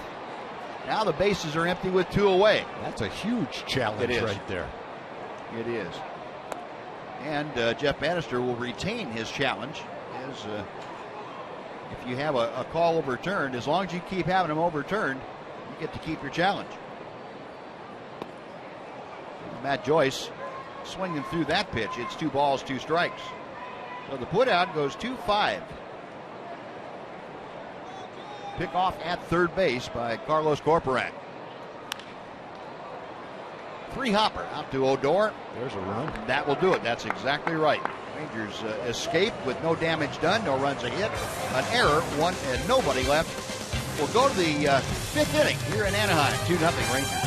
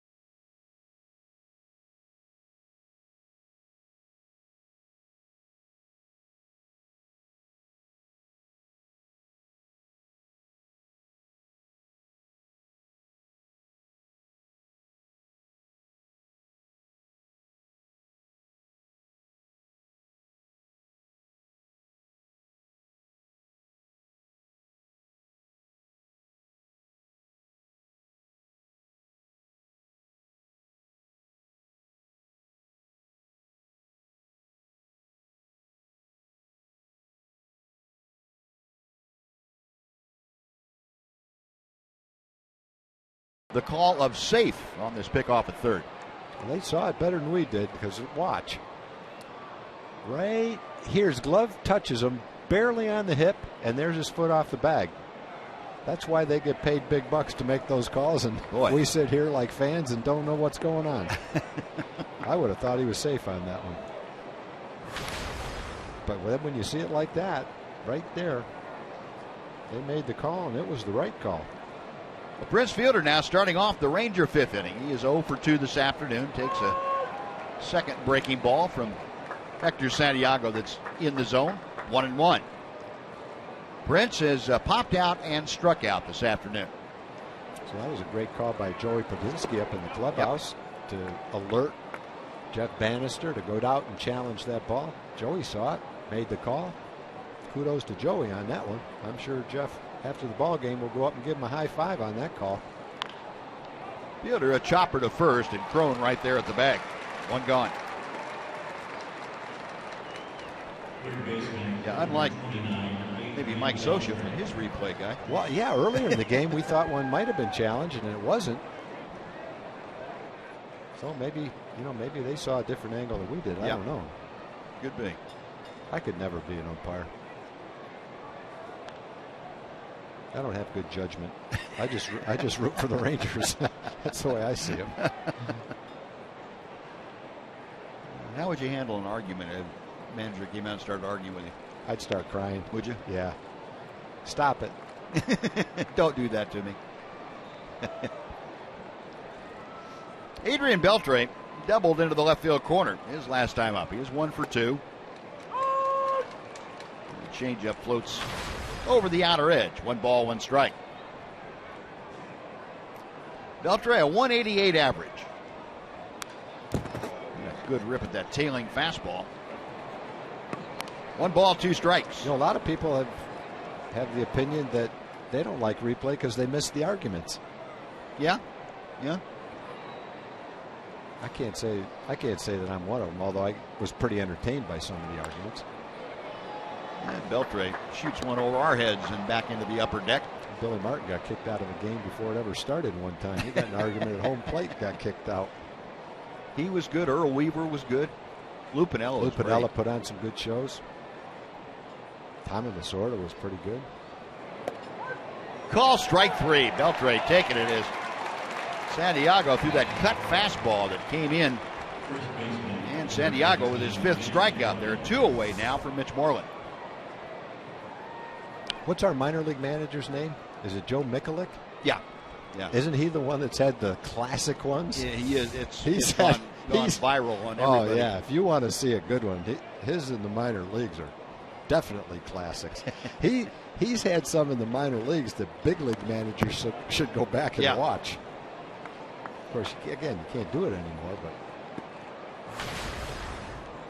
he's had some that the umpires that he's doing it to had to be entertained. They were so good. Moreland, a sacrifice fly last time up. He ropes one up the middle, a base hit. Not hit quite as hard as I initially thought, but it got through. And Mitch with a 2-out single is aboard, and Elvis Andrus coming up. Yeah, the good thing about the last 2 days for Mitch was he had that double against C.J. Wilson deep to left field, and now he's had a sacrifice fly, and he's had a base hit against Hector Santiago, who came into the game with a 191 opponent's batting average, and his career opponent's batting average was somewhere in the 230s.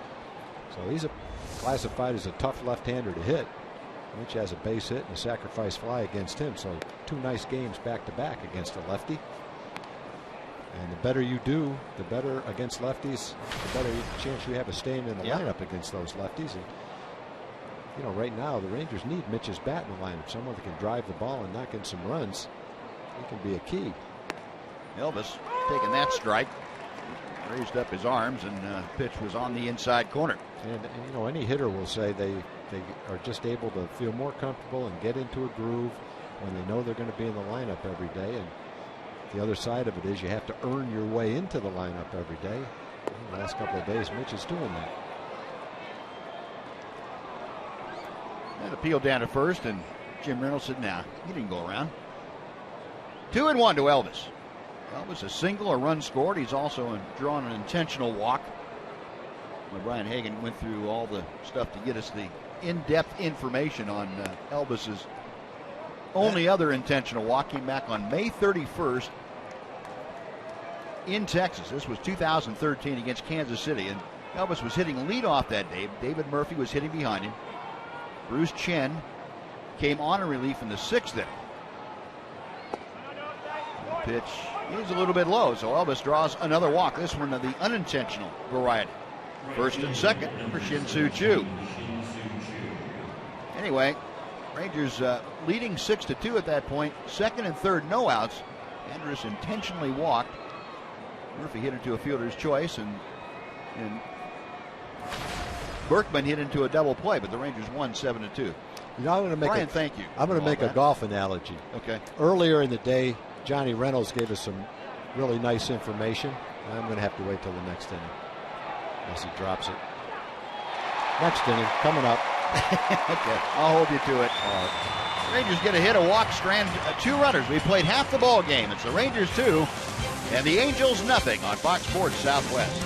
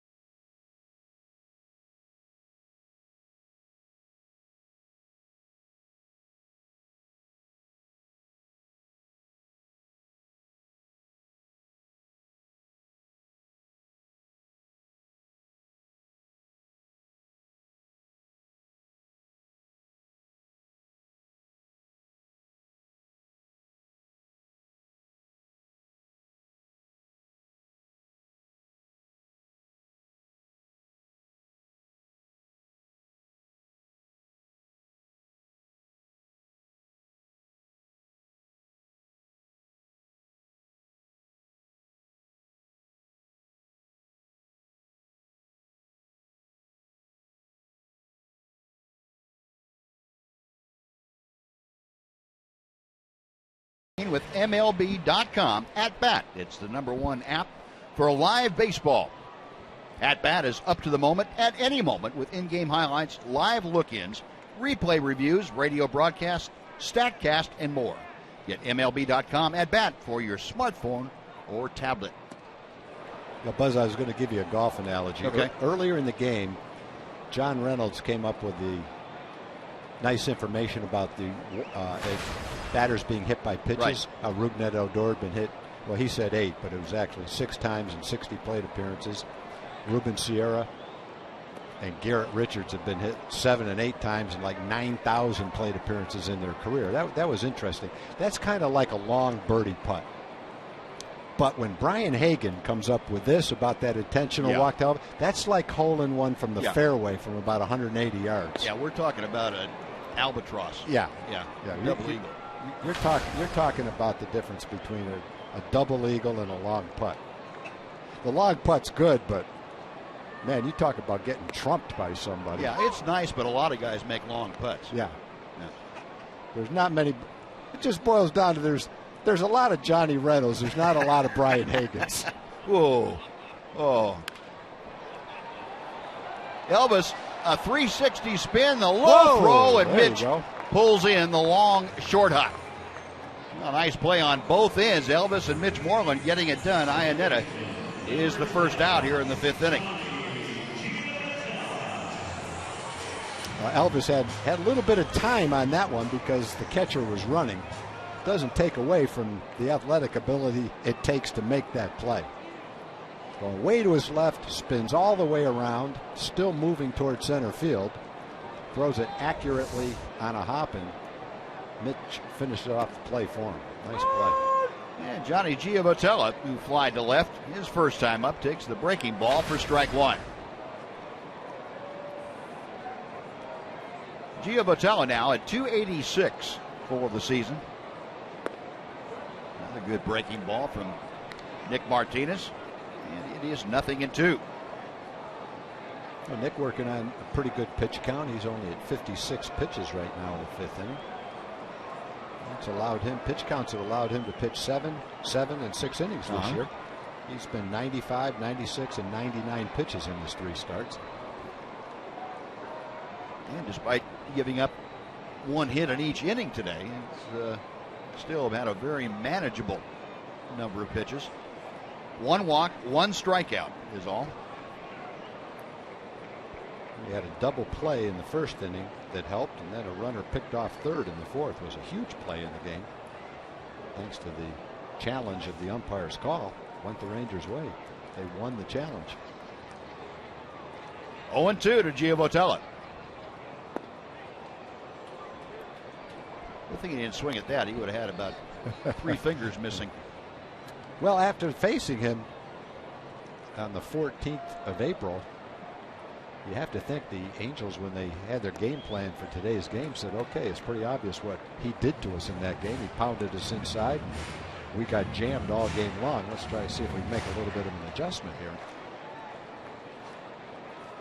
Here are the numbers from Nick's outing in Arlington back on the 14th.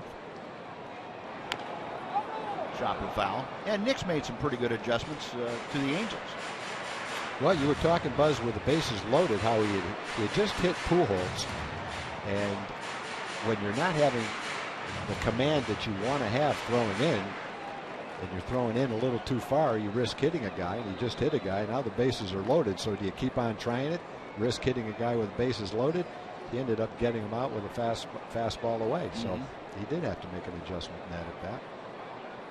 And that doesn't mean he won't try to pitch inside in this game at all. Tried there and just missed.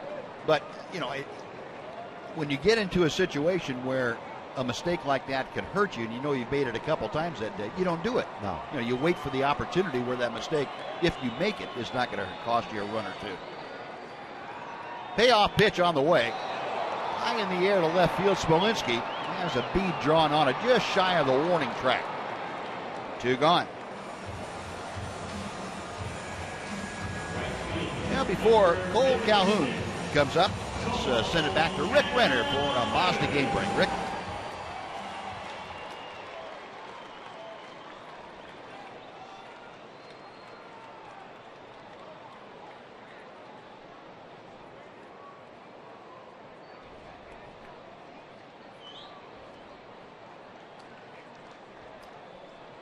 All right, Rick, thank you. That's pretty good. I wonder he walked 3 or 4 times last night. Yeah, 4 times. 4 times, was it? Yeah. And 0 for 1 with 4 walks. That is some serious respect. Well, Cole Calhoun has garnered himself some more serious respect for the Rangers. He's 2 for 2 today after a 3-hit game last night. Good changeup there from Nick Martinez. 0-2.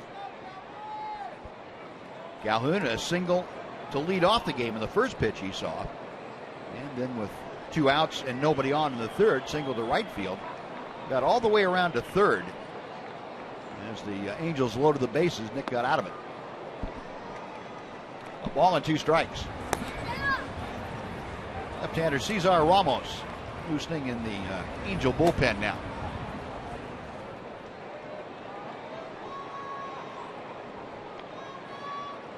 Calhoun, the average at an even .333, and he's going to go up a little bit more as he got jammed, but strong enough to move it into right field for his 3rd hit of the day. So back-to-back 3-hit games for Cole Calhoun.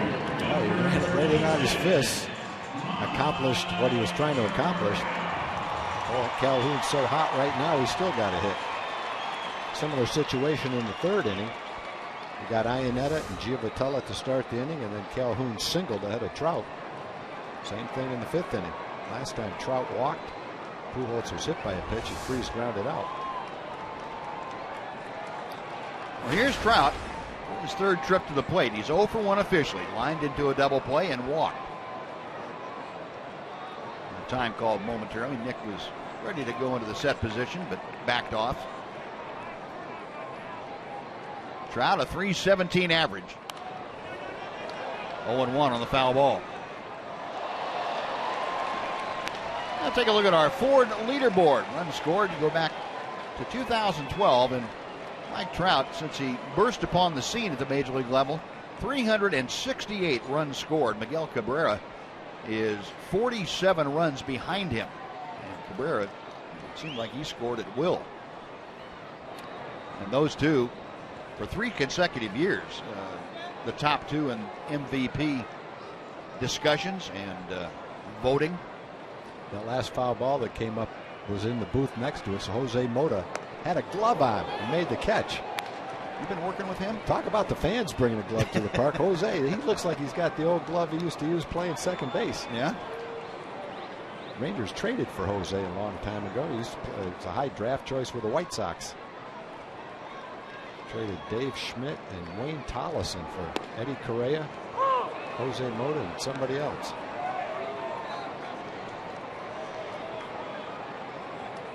Jose, the son of Manny Mota.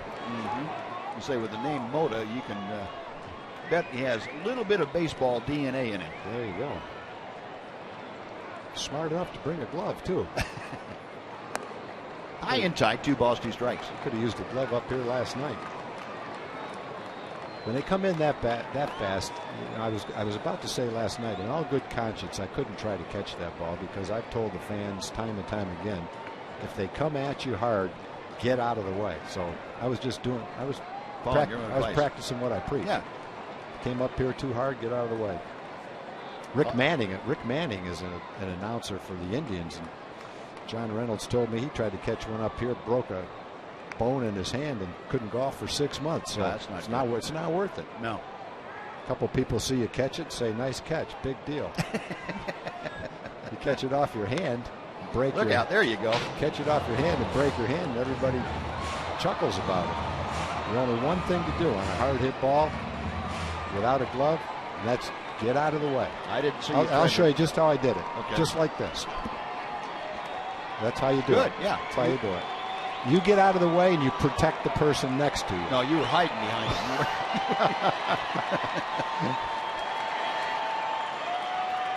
him. Another 2-2 coming from Martinez. Another foul ball. Well, that makes sense. You don't really anticipate as a fan when the ball's coming at you what it's going to feel like when it actually. Yeah. You know, it's like a dog chasing a car. But, you know, you might catch the car, but then what are you going to do with it? Well, bite the tire and hurt your teeth. Yeah, you try to catch a line drive, that's fine. But once it hits your hands, what are you going to do with it? call first aid from the that's about right. stadium. Occasionally you'll see a guy, big strong guy, probably used to be a ball player. Line drive will come to reach out with one hand and just grab it barehanded. But that's very rare. The ball's become part of his palm. Yeah. A full count to Trout with 2 outs. Cole Calhoun now will be off and moving with the next pitch. Trout trying to prolong this 5th inning. Albert Pujols waits in the on-deck circle. Nick Martinez about ready to unload his 73rd pitch of the afternoon. Inside, ball 4. Trout walks for the 2nd straight time. The inning is looking very similar to the 3rd inning. 2 outs, nobody on, base hit, walk, and here comes Pujols. Nick was making the pitches he needed to make right there to Trout. He just missed with him. Maybe Trout laid off a pitch or 2 that he swung at in the last ball game too. He knows how they're trying to pitch it. Inning by inning. Very efficient the first couple, and 16 in the 3rd, not bad. 13 last inning, and now 24 here in the 4th. I think you're more likely to be able to lay off a pitch if you anticipate that's how you're being pitched than you would be if you're not sure how they're pitching. And all of a sudden one comes up and in a few inches off the plate. You might swing at that one, but the next game, if you're anticipating that pitch, you probably have a little bit better chance of laying off it. It might have been a little farther inside too.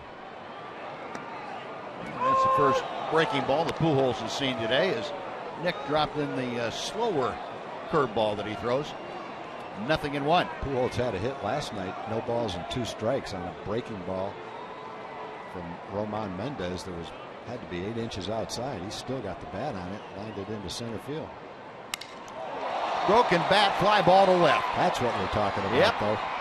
Smolinski has the ball, Beltre has the bat, and Nick Martinez has another 0 on the board. No runs, a hit, 2 men are left. On to the 6th, 2-0 Rangers.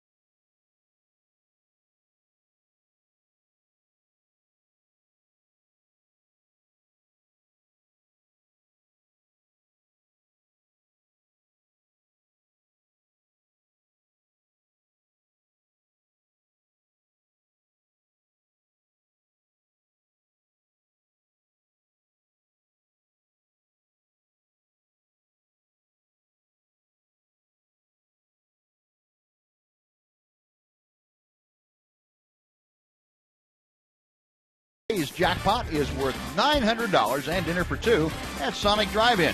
Today the Rangers are hitting for Darlene Davidson from Louisville. And if a Ranger hits a grand slam this inning, Darlene Davidson from Louisville will win $25,000. You can register at any participating Sonic restaurant.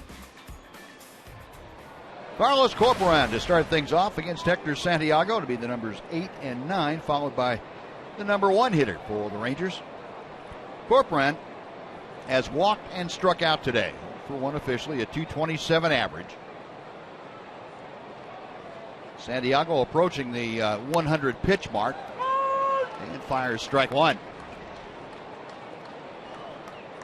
Santiago has allowed 4 hits, the 2 runs to the Rangers. He has had some control problems, 4 walks. Gets ahead of Corcoran. No balls, 2 strikes.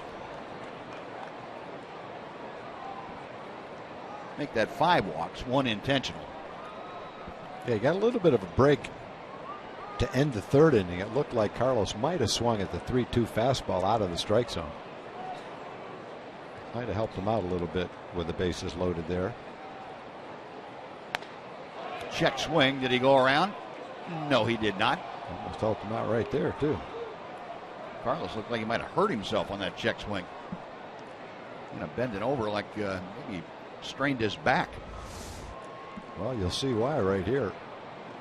Tried to, with his body, stop that swing after he was almost through the zone with it, but he was able to do it. Had to use his whole body to stop it.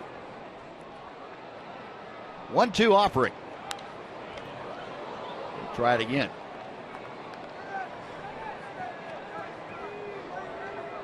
Carlos with a home run and 2 RBI. For the Rangers getting about 40-45% of the playing time. He and Robinson Chirinos splitting it up. That's pulled foul into the seats.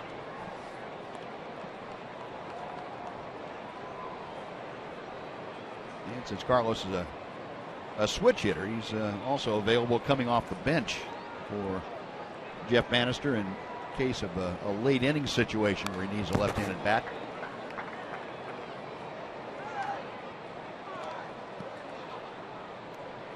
Still 1-2.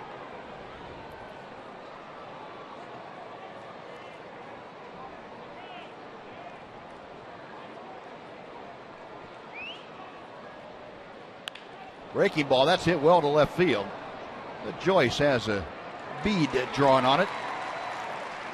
That is out number 1. Next will be Rougned Odor. 103 pitches now for Hector Santiago in the bullpen for the Angels. We showed you last half inning, still active. I would imagine this is one of those situations where the manager says, okay, I'm going to go with the pitcher until he gets somebody on base, and then that's going to be it in this inning. 1 ball, no strikes. Odor hit by a pitch, got an RBI. That was with the bases full in the 2nd inning.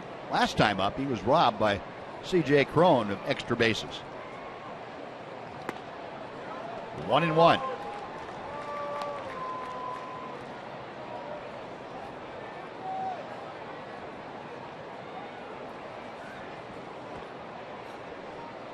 Odor now 3 for 8 in his career against Hector Santiago. 2 balls and a strike.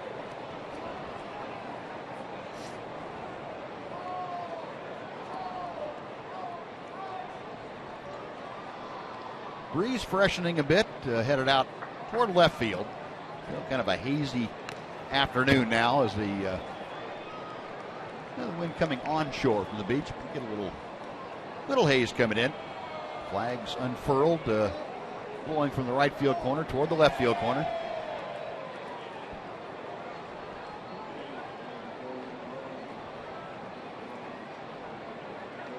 Now the 2-2.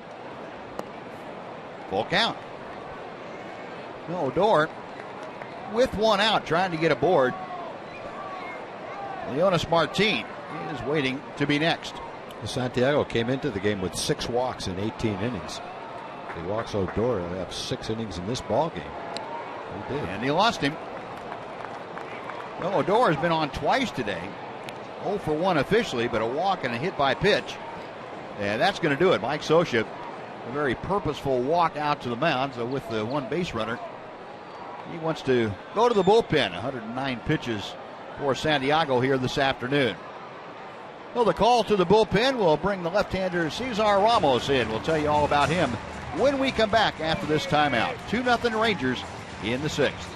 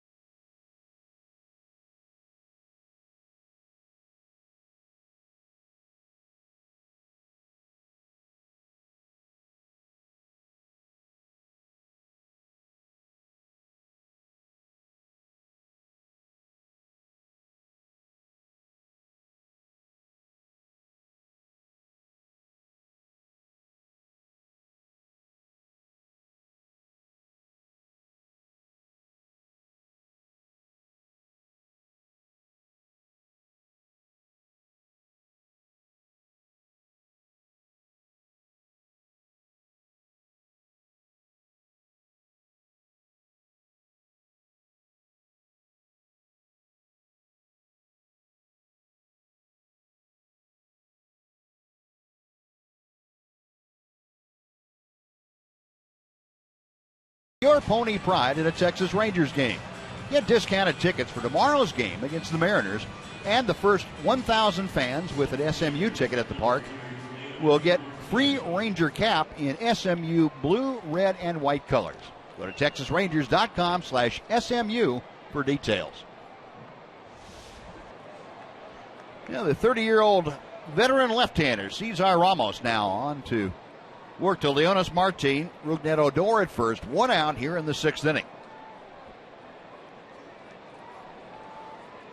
Ramos will go first base way just to drive Odor back.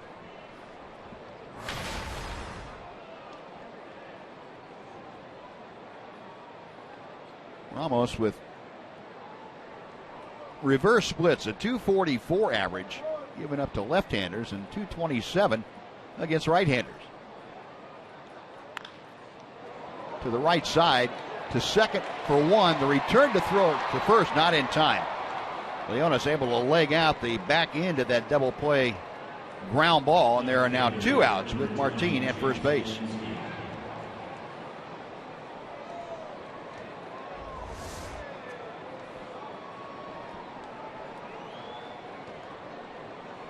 The Angels did a good job turning it.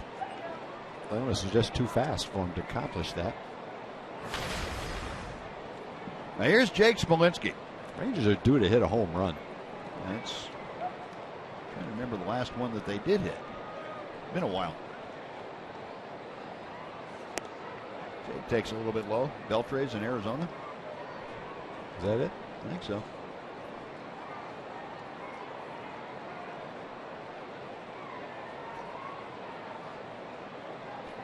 Smolinski this afternoon 0 for 2 with a walk and a run scored. That was back in the 3rd inning.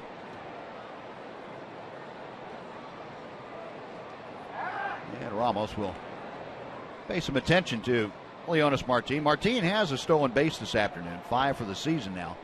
And he was also caught trying to steal back in the 1st inning.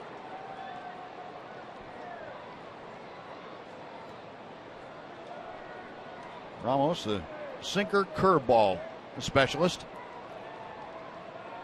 And again to first base.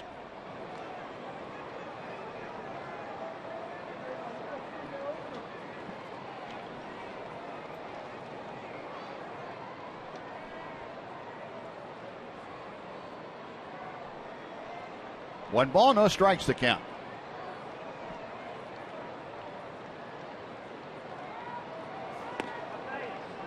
Now 1-1. Not many of the Rangers have much experience against Cesar Ramos. Ramos, the last 3 years plus, and in Tampa Bay. The Rangers don't face Tampa Bay all that many times, so not a surprise that he doesn't have a log of a lot of at-bats against him. Mitch Moreland has the most at-bats of any current Ranger with 6 of them. 1-1, the count to Smolinski.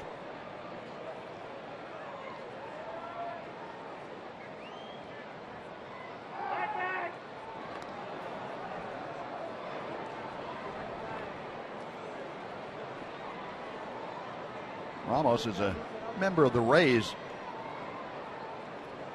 Better than 40 appearances in each of the last 2 years.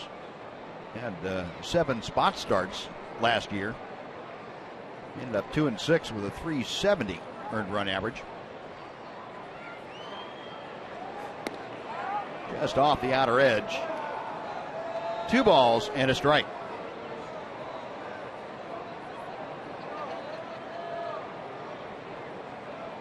Ramos traded over to the Angels last November.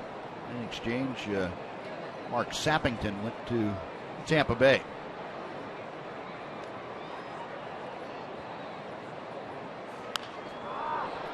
Popped up. Foul territory. Iannetta and Crone, and it's Iannetta reaching up over the charging Crone to make the grab. I don't know how they missed each other. I don't either. No runs, no hits, and 1 man left after 5.5. Rangers 2, Angels nothing on Fox Sports Southwest.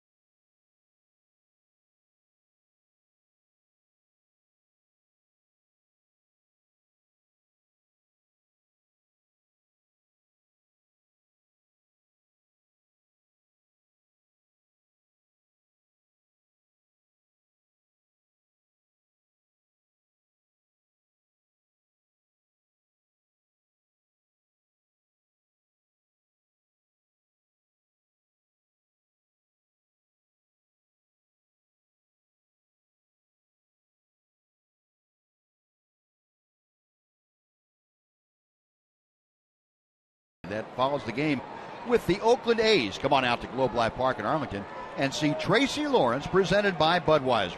Tickets and passes to watch the show from the field are available at texasrangers.com/concerts.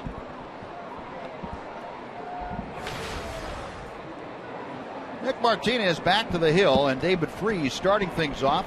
It'll be Freese, Ibar, and Crone here in the Angels' sixth inning. Rangers still with that 2-0 lead. They have led that at that mark since the third inning. Rangers scored one in the second and one in the third. That one run in the second unearned. Freese drives it to right. Chu, though, has it measured. One gone. I think that's the first ball we've seen David Freese hit that way in this series, and he was always, when he's with the Cardinals, driving the ball to right field, it seemed like. Now let's take a look at the T-Mobile Game Changer. And coming in tomorrow night, Nelson Cruz. Last 13 games. Look at what Nelly's doing. Ranger fans have seen him get hot before, and as hot as this sometimes. 396, 9 home runs, 20 RBI. That might be right up there with as hot as he's been. Yep. The Rangers will try to cool him off. Seattle's 7-10. They're tied right now 2-2. So even with all that offense from Nelly, they're still 3 games under 500. Well, Robinson Cano starting to heat things up also. I was trying to remember what Cano was doing when we saw him. It seemed like he was hitting right around 200 when we saw him in Seattle. I look back at my scorebook and he was hitting 210. Now he's up over 300, which is no surprise. Yeah, not surprised at all.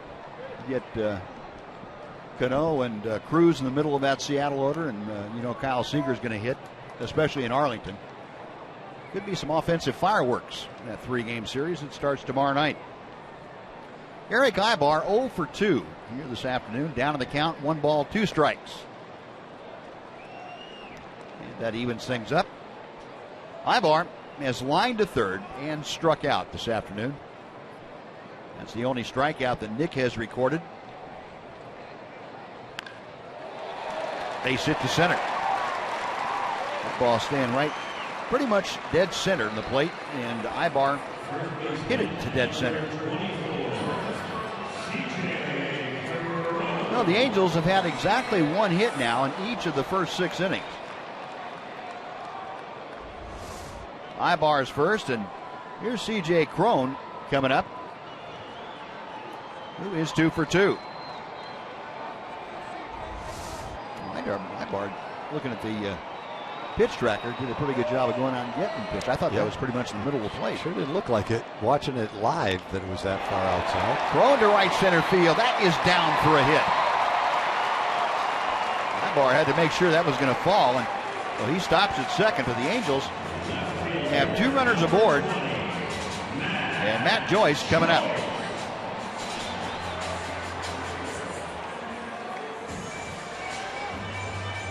Well, the Angels have 7 hits in the game. Calhoun has 3 of them, and Crone has 3 of them. Both those guys seem to play well against the Rangers. Crone's second 3-hit game. He had a 3-hit game on Friday. Calhoun had a 3-hit game last night and today. The 2 on, 1 out. Matt Joyce 0 for 2. Fly ball to center, ground ball to second.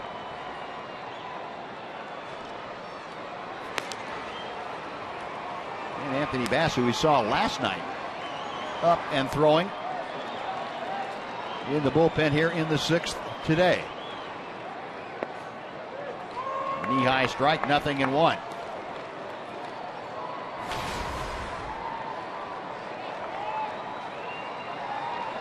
For his last 25 times to the plate, with 7 strikeouts of Matt Joyce. Carlos Corcoran going through the defensive signals to let everybody know what he's going to do with the ball if there is a double steal attempt.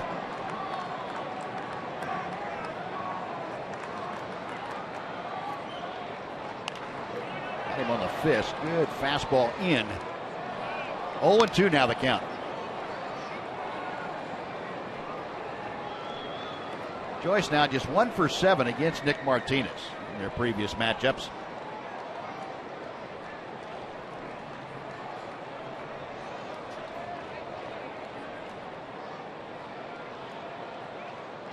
Nick reading the signs, and he comes set.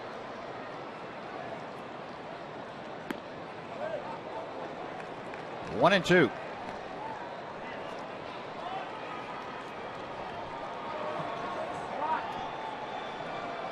Angels with 7 hits this afternoon. The Rangers still scuffling offensively, only 4 hits.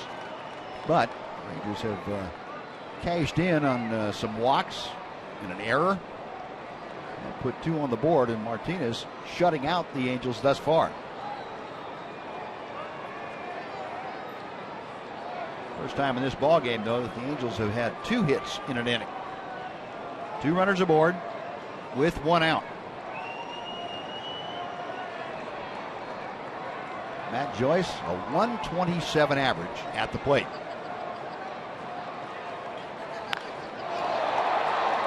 Playable for Leonis Martin in center. Tagging at second, Ibar. He will head to third, in with a slide. Well, the Angels have runners at the corners now with 2 outs. And Chris Iannetta coming to the plate.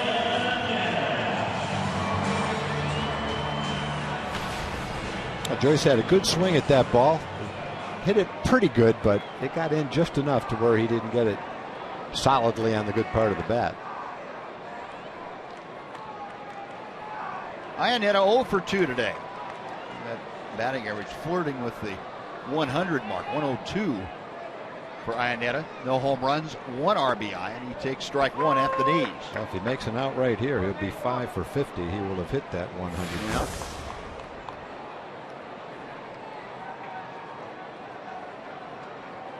Iannetta now 4 out of 6 against Nick Martinez. 1 ball, 1 strike. Good try. Iannetta had come into the game 4 for 4 against Nick. Ibar at third. C.J. Cron across the diamond. Our box tracker showing you that last pitch just off the edge. Good slider, boy. 91 pitches for Nick. Each one of his 3 games, he's been in the 90s with his pitch count. This may or may not be his last inning anyway. Hopefully it's his last batter of this inning.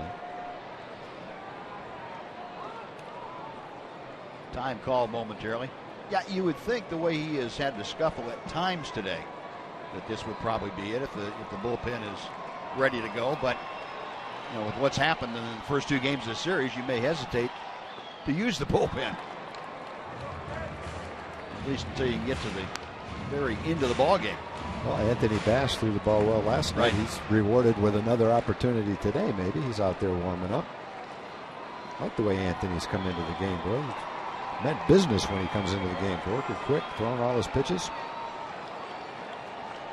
2-2 to Iannetta. And ball 3 sails a bit high.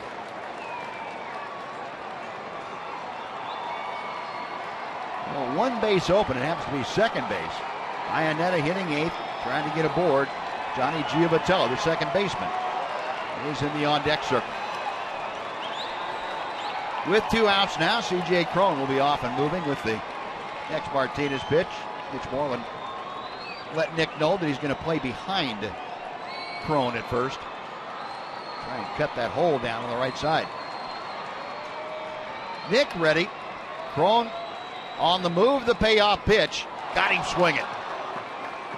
Slider down and away, and Iannetta complaining that he thought he would touch that pitch. Fouled it off, and home plate umpire Manny Gonzalez said nope, he did not. So that'll do it. Martinez able to work around a couple of singles. On to the 7th, 2-0 Rangers.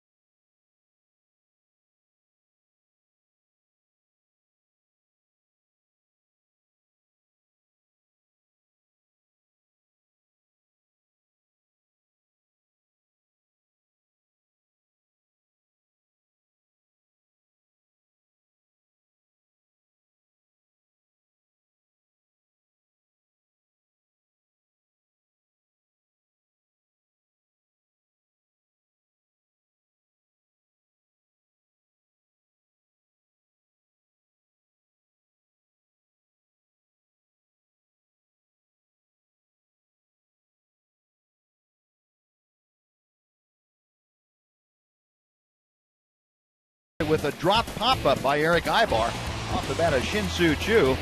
And that was followed by a hit batter. Rougned Odor got drilled with the bases loaded. First run of the game in. Then Adrian Beltre, a ground rule double. That pushed Jake Smolinski around to third. And with one out, Mitch Moreland delivered the sacrifice fly to get the Rangers their second run. And Nick Martinez has made those stand up as he has shut out the Angels on 7 hits through 6 innings. Now, Prince Fielder will start things off here in the Rangers' 7th inning. It'll be Fielder, Beltre, and Moreland to face Cesar Ramos. Ramos came in to get the final 2 outs of the 6th inning in relief of Hector Santiago. Fielder 0 for 3, a ground out, a pop out, and a strikeout. 0-1.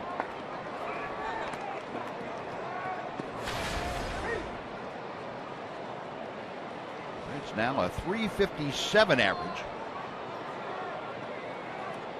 He is 1 for 1 in the matchups against Ramos.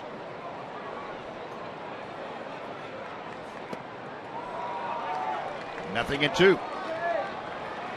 Hector Santiago went 5 1/3 here this afternoon. Gave up 4 hits, 2 runs, only 1 of them earned. 6 walks and 5 strikeouts. Well, if the Rangers had been able to do anything offensively, it would have been much more than a 2-0 lead. They had all kinds of opportunities, stranding 10 men in the first 6 innings.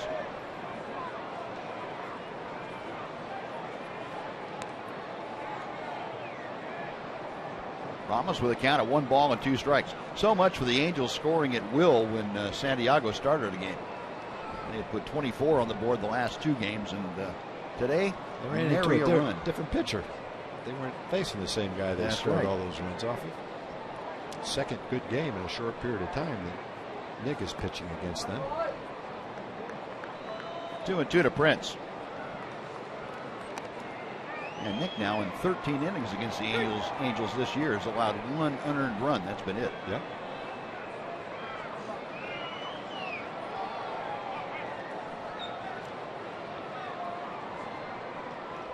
Fielder waiting. Ramos a belt high set. Big breaking ball, and Fielder gone. Second time he has struck out today. 1 out. Adrian Beltre now will come up.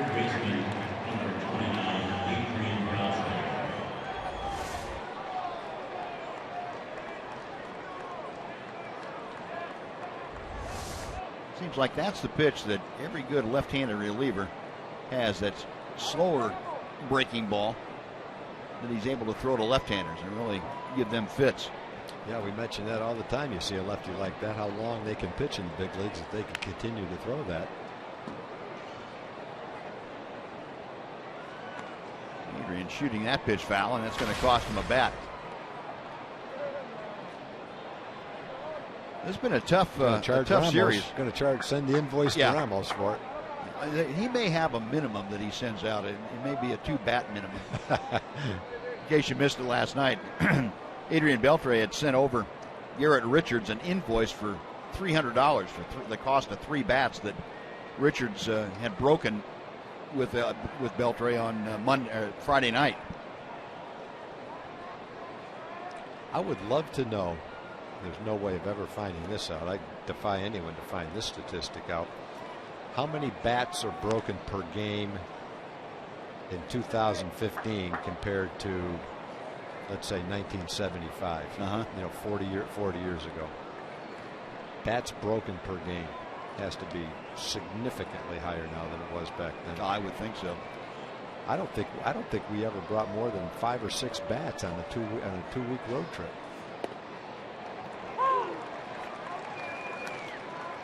Yeah, I guess that would have been about right. The other thing is, nowadays each player has his own bat bag. They pack their own bat bag. Back then there was maybe 2 big bags and everybody just jammed their bats in them.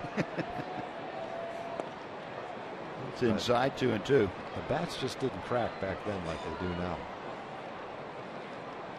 No, and there was only one kind of wood used, if I remember right. It was just ash, and that was it. Pretty much, yeah. Now you got Maple. Louisville Slugger was, well, there might have been maybe another bat company or two. I'm trying to think who else made bats. Adirondack made some bats, but most of them were Louisville.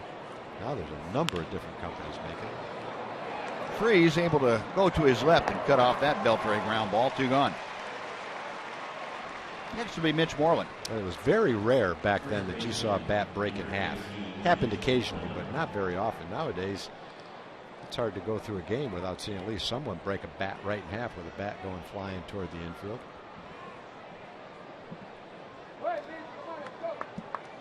I think as if you had to make a general statement, the handles on bats were probably bigger back then than they are now. Maybe the bats were a little more balanced. The size of the end of the bat and the size of the handle. Players today may favor a thinner handle bat and a bigger barrel bat, which might have something to do with it. Bats might have been a little heavier back then in general than they are now. Yeah. Might have had something to do with it. Players might, I don't know, who knows, might have more bat speed now. They might swing the bat harder now. Maybe that has something to do with it. I know this. In our day, we never saw someone check their swing and break a bat. Right. And we saw Jim Rice do that in Baltimore. Didn't even make contact with the ball, checked his swing, and the bat broke. And it's not the only time that's happened. That would have been unheard of back then. 0-2 to Mitch. Again, that's not saying one error is better than the other. It's just, no, it's just different. They're just different. Bats broke, now they don't. I don't know why. Those are some possibilities. We got to have an expert from one of the bat companies on here and see if they can explain it to us. My friend Jack McKay in Mount Pleasant could probably tell me. That's the guy I should call. 2 balls and 2 strikes.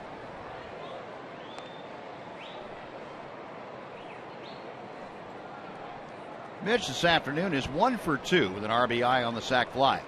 Singled to center field his last time up.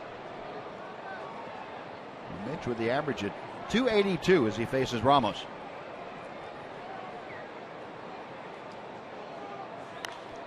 This one's popped up. Coming down the line is Crone, and in foul territory, the first baseman makes the grab. 3 up, 3 down. It is 7th inning stretch time, 2-0 Rangers, and now let's join the public address announcer as he introduces God Bless America. I ask you to please rise and remove your caps.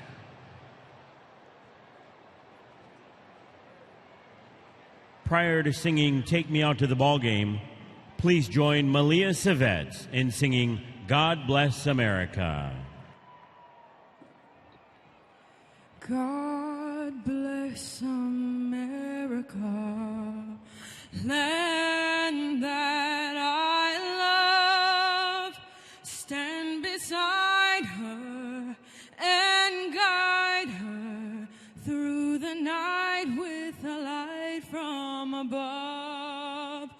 From the mountains to the prairies, to the oceans wide with foam. God bless America, my home sweet home. God bless America, my home sweet home.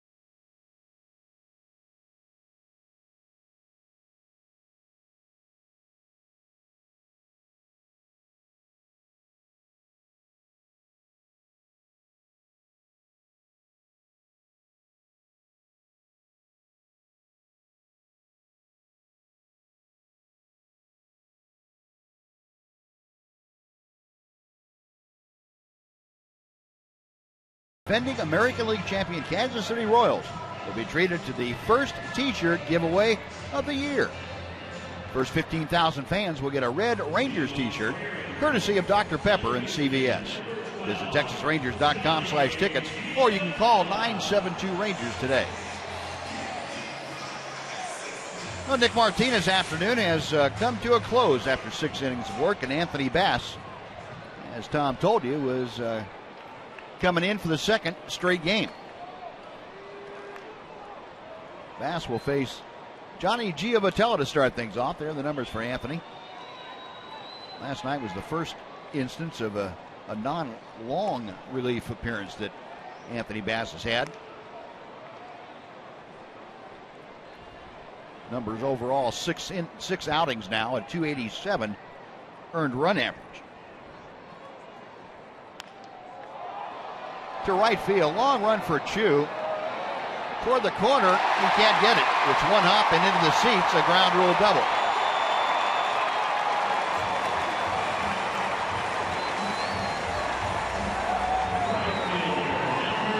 Giovatello opens up the 7th inning. An opposite field two-bagger. Yeah, I mean, it looked like a routine fly ball to right field. It's near the corner, and there's not much room being foul territory, so you couldn't tell originally whether Shin-Soo was a little worried about the wall, but he was far enough away from the wall where it looked like at the end it was the sun that got the better of him. Well, the Angels get their leadoff man aboard and now take it back to the top of the order. Cole Calhoun, who is 3 for 3 today, steps in. In yesterday's ball game, there was one like that, but it was right near the wall, and I think that caused the problem for Shin-Soo. A bullet right at Odor, and a great job of base running by Giovatello to not get doubled off. Well, it stands to reason the only way to get Cole Calhoun out is to catch a line drive, because that's about all he's been hitting in this series. Fortunately, he hit that one right at Rugmed, and it was turned into an out. So a fly ball falls for a double, and a line shot's caught for an out. A one away. Mike Trout now coming up. Trout has walked twice and lined into a double play. 4 out of 7 with a home run in his career against Anthony Bass. Right-hander with the first pitch. 0-1.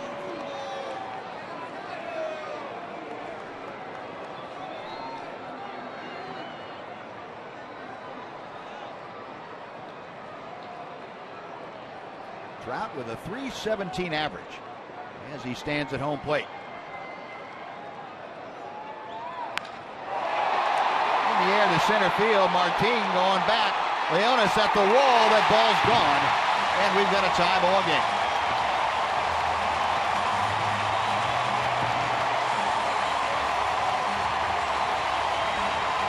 Home run number 4 for Mike Trout. We are deadlocked at 2.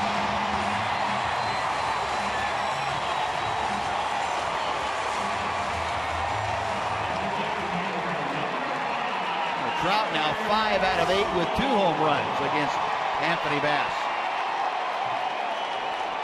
Well, obviously making the attempt to get it up and in. That was in the upper end part of the strike zone. Trout just made a good swing at it. That's why he's the MVP.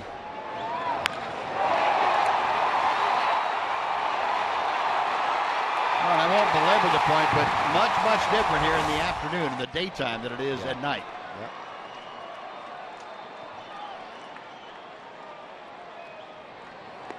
Pujols fooled on the breaking ball. He's down in the count now, 0-2. Pujols 0 for 2 today. He was hit by a pitch in the third. That was sandwiched in between a ground out and a fly out. Right back to Bass. One nice convenient hop. That is out number 2.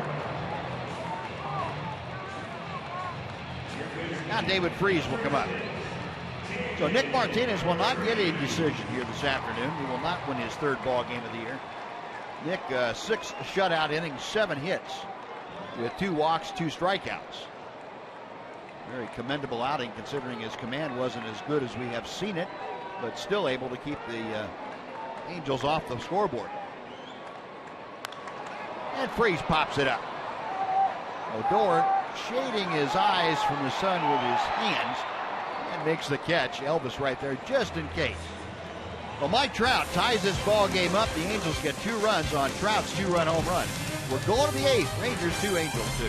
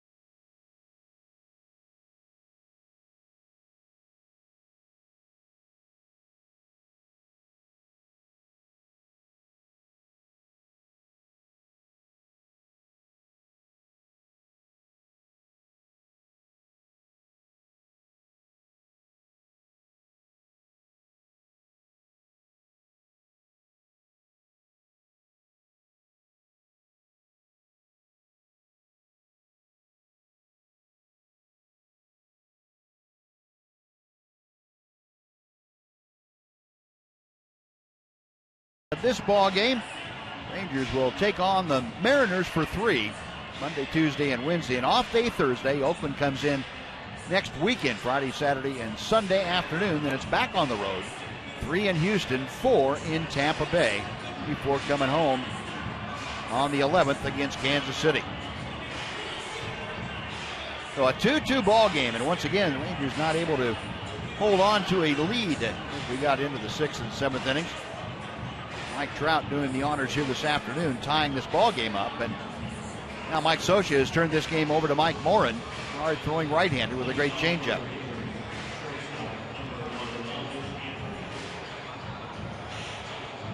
Saw Morin last night for just a third of an inning. That was his 9th outing of the year. 675 earned run average, but opponents hitting just 240 against him. 6 2/3 innings of work for the 23-year-old right-hander. He goes 6'4" and about 220 pounds out of University of North Carolina. Elvis Andrus will start off the Ranger 8th inning. Elvis 2 walks and a single this afternoon, takes low for ball 1.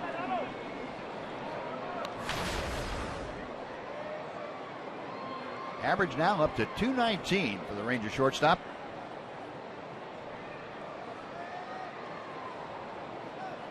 Morin back to the plate. 1 ball and 1 strike.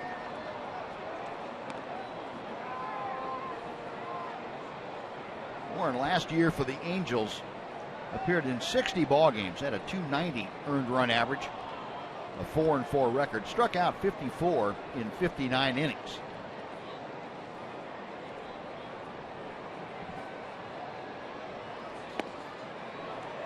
In at the knees, 1-2.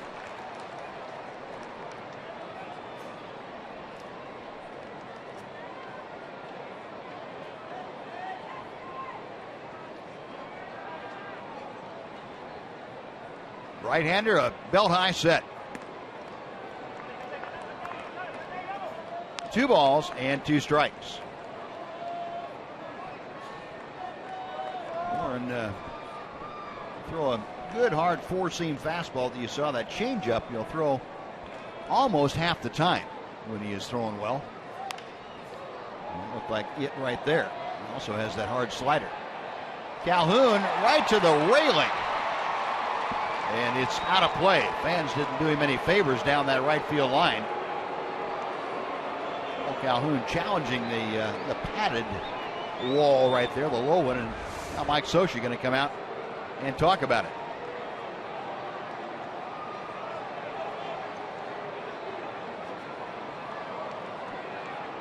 I guess the question is, did the fan reach over the wall to interfere with it? That's what Mike Scioscia is talking about with Jim Reynolds, the first base umpire. It was close, but then I don't know if it enters into the equation whether or not he would have caught it anyway. He's running on a dead run into the wall. Yeah, it looked like he might have had his glove right where the ball was. Yeah. Mike Scioscia is going to issue the challenge on the call of no play. It's one thing, though, when you're right underneath the ball, waiting to catch it, like the ball in Chicago a number of years ago, that's one thing. It's another thing when you're on the dead sprint running toward the wall, even though your glove looks like it's in the vicinity of the ball. I don't think there's any guarantee you're going to catch it, even if the fan didn't reach over. It looked like the fan did reach over, and it looked like he had a chance to catch it. I'm not exactly sure what the umpire's ruling on that would be. He thinks he could catch it by his reaction. He sure gave it a great effort, I'll give him that. He went a long way for that ball and didn't shy away from the wall at all.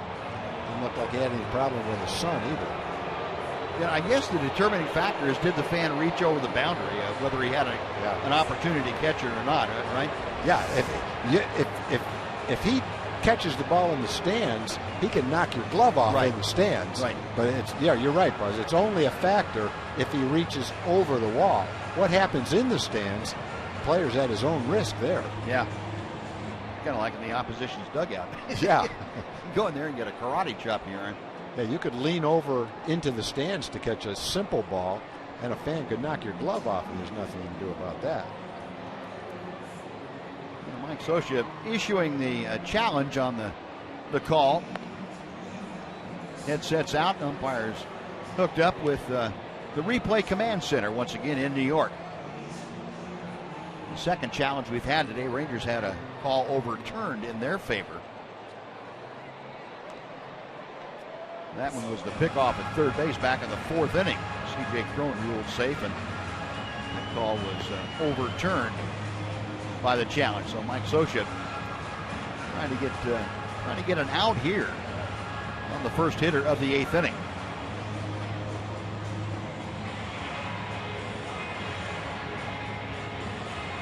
And the ruling coming down, he is out. So Scioscia wins that, and apparently in New York said, yeah, the fan reached over the barrier and interfered with the ball when there was a play to be made on it. So Elvis is going to be out. And now Jeff Bannister coming out is automatically thrown out of the ball game. So he's going to get his money's worth. Yeah, you know, there's nothing the umpire can do. It wasn't the umpire's call. I understand where Jeff's coming from. It just looked like it was going to be a spectacular play, even if there was no fans in the stands down the right field line.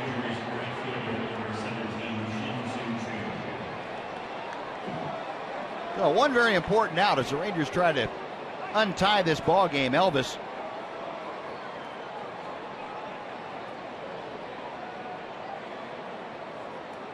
and the fan that interfered is unceremoniously taken out of the ball game, taken out of the ballpark.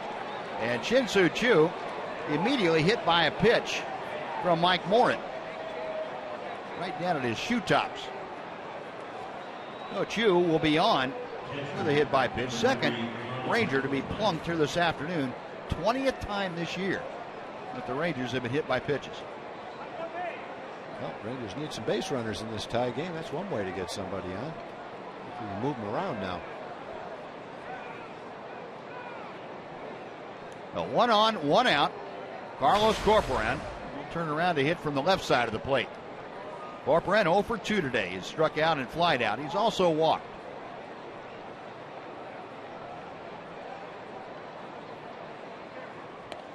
And Morin's changeup floats well outside for ball 1.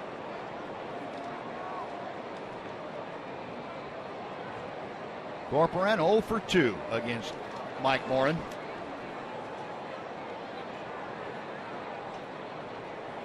Chu, the runner at first. Morin checks it. A ball and a strike.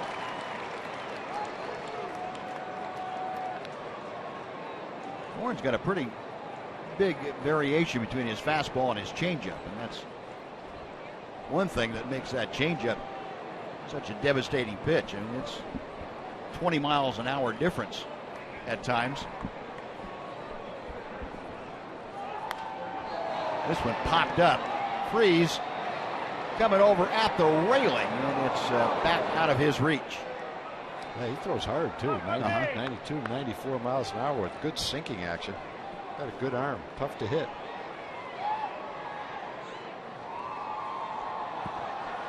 Well, Steve Buechele now the acting manager since Jeff Bannister was asked to view the rest of the game up in the clubhouse.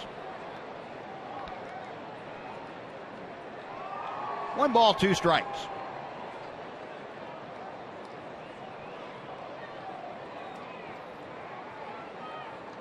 Morin a check of first. And we'll go that way to drive Chu back.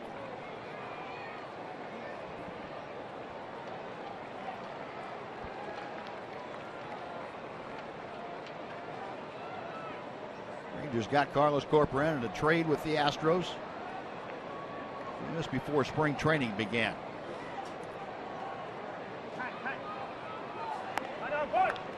Now 2-2.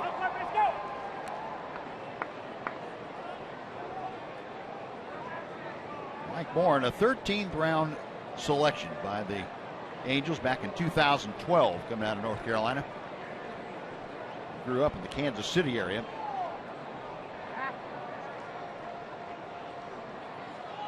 Here's a changeup at 73 miles an hour. Just to a hitter, after you see one at 94 miles an hour, 20 miles an hour difference, looks like it stops before it gets to you. That's how slow it looks. 2 outs. Rougned Odor coming up. Let's send it back to Rick Renner for a Mazda game break.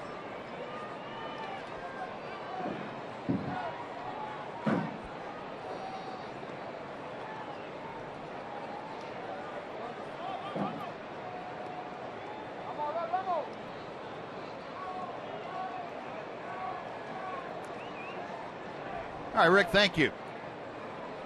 Rougned Odor 0 for 1 this afternoon. He has been on base a couple of times, hit by a pitch that drove in a run in the second inning. Grounded out in the 4th and walked in the 6th. The RBI for Rougned, his 8th of the year. Got Chu at first base, 2 outs.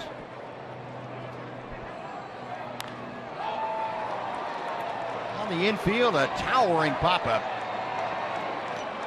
And this time Ibar able to grab that one. No runs, no hits. 1 left for the Rangers. Bottom of the 8th coming up in Anaheim. Rangers and Angels knotted up at 2.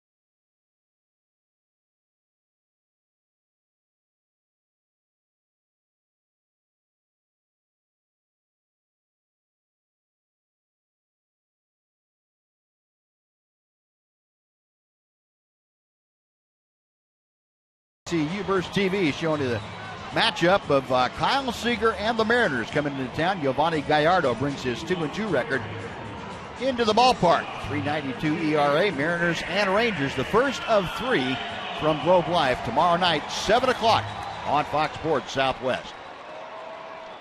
Now, Sean Tyleson now has entered the ballgame to take over for the Rangers here in the 8th inning.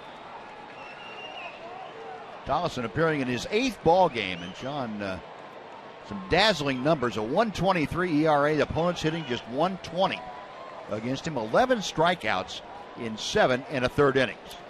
Yeah, Sean has been dominating, probably been the best Ranger reliever. And he's done it with excellent velocity and pinpoint command of his fastball, and mixing in a much improving changeup all the time. It's a great pitch for him now. Above average pitch for sure. Eric Ibar leading things off. Reaches out and strokes a soft line drive that Rougned Odor gathers in for out number 1. It goes down as a line drive, but that was not blistered by any means. No. It's 1 out for Tyleson and the Rangers. That was the off-speed pitch that he was way out in front of. Now C.J. Cron, a perfect day so far, 3 for 3, 2 singles and a double. Good fastball right on the knees on the outside corner. It's pretty much what he's been doing every time in, throwing that pitch right where he wants to. Cron 1 for 1 in his matchup against Tyleson before, and fouls that out of play. So Tyleson very quickly in front of the count, 0-2.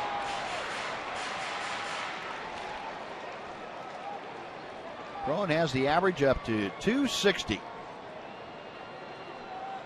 He has raised his batting average 106 points in this 3-game series.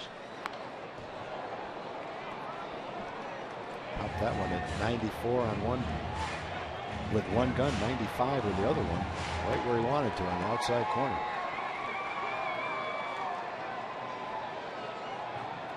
'26-year-old Sean Tyleson out of Allen, Texas. Another 0-2 pitch.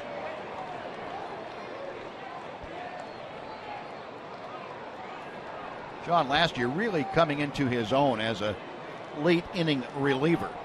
64 appearances for the Rangers and a 3-1 mark with a 276 earned run average.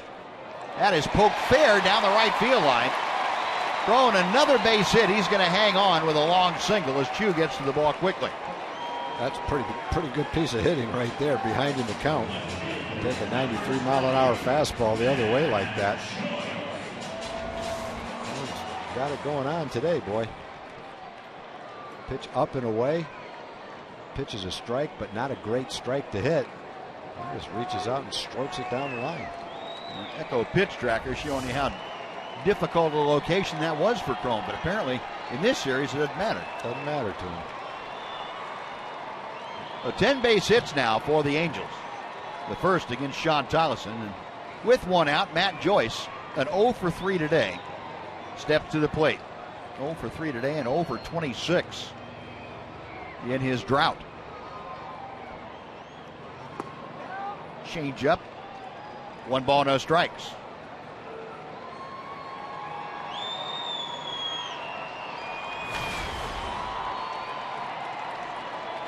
This would be the first at bat for Matt Joyce against Sean Tyleson. Pulls that well foul. And the count evens at 1 ball, 1 strike.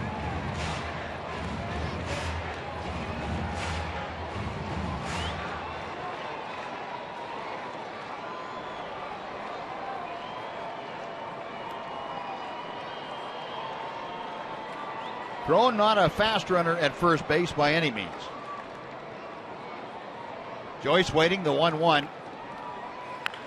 That's lined to right, down for a base hit. Cron to second will stop there. And the Angels with back-to-back 1-out singles have Chris Iannetta coming to the plate. Joyce breaks his 0 for 20 plus with that soft single to right field. Got to feel like the weight of the world's off his shoulders.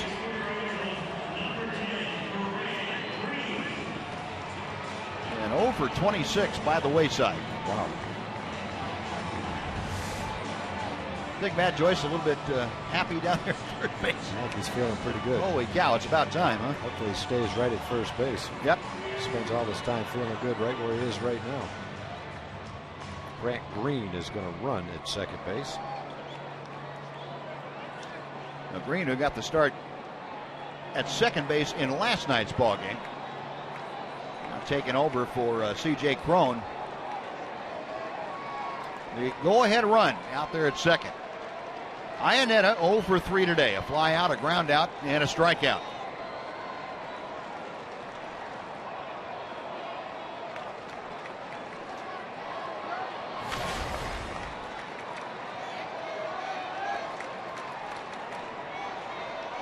Rangers trying to snap their 3-game losing streak. They've got to stop the Angels here and find a way to come up with a run at least in their half of the ninth inning. Angels turned around a 2-1 Ranger lead on Friday night with a 2-run 6th inning. As Iannetta takes inside. Last night it was a 3-run 7th inning, I believe. Last night was a 3-run 6th. The night before was a 2-run 7th. Turn scores around. And they're making noise here in the 8th inning today against Sean Tolleson. 1 ball and no strikes. Now 2-0. Iannetta 1 for 3 against Tolleson in previous matchups.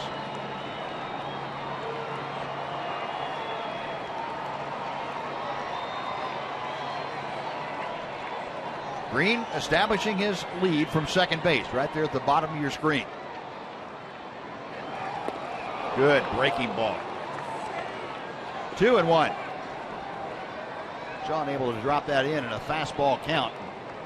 Not much Iannetta could do. You could tell by the swing that he was looking fastball.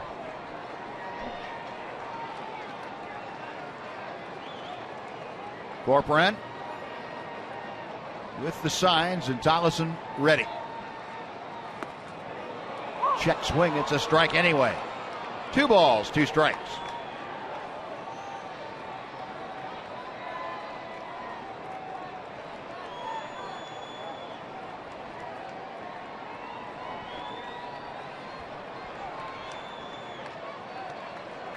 Ranger infield a step or so around to the left. Would love to have that ground ball at a middle infielder. Get that double play going, get off the field back to the bench.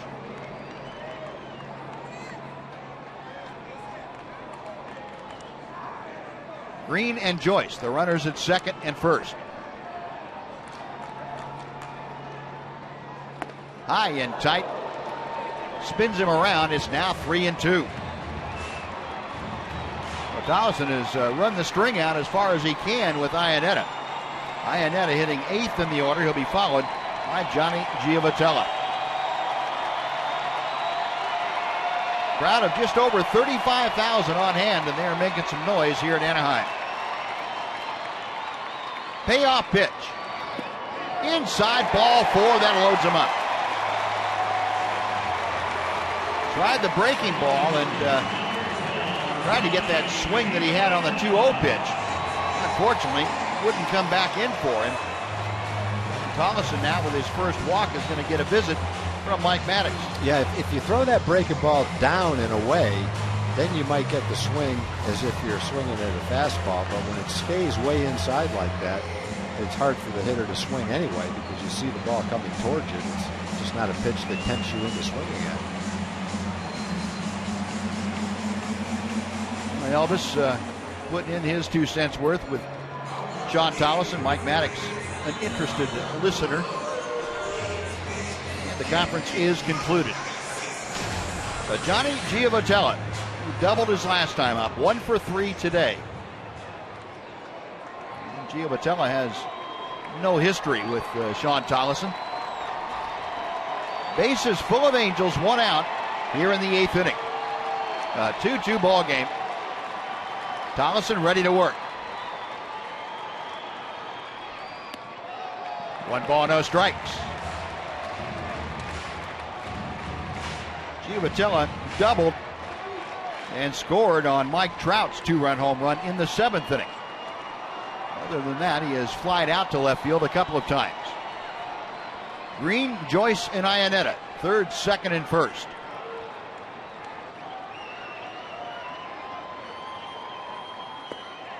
Right down Broadway with a fastball. 1-1. Well, we've chronicled the Rangers' problems with runners in scoring position. Angels just 218 for the year. They are 1 for 6 today. Dollison leaning in, taking the sign. He is ready to go. Little blooper out in the shallow right center. That's going to fall for a hit. 1 run is home. They are going to stop Joyce at 3rd. The Angels have the lead on a fisted blooper off the bat of Johnny Giovitella. It's 3-2 Los Angeles. Giovitella last inning had a double to start the 7th inning. It was basically a fly ball to right field, but fell in for a double. Now with the bases loaded, Sean makes a good pitch, jams him, hit him right off the fist, and he just loops it into right center field for an RBI. Boy. Now for the Angels, that is their 12th hit of the afternoon. And the bases remain loaded. Now the Rangers pull the infield all the way in with Cole Calhoun at the plate. Calhoun is 3 for 4 today, and he has hit the ball right on the nose all 4 times. At Joyce at 3rd, Iannetta at 2nd, Giovitella at 1st.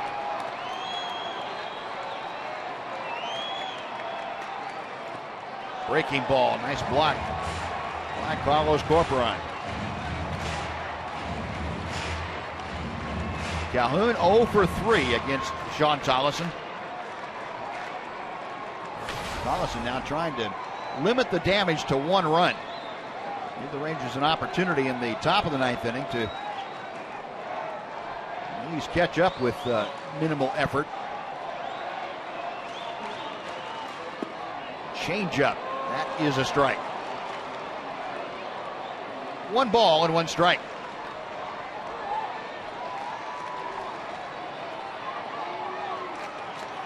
Outfield a step or so around to the right for the left-handed hitting Cole Calhoun. Infield also swung to the right.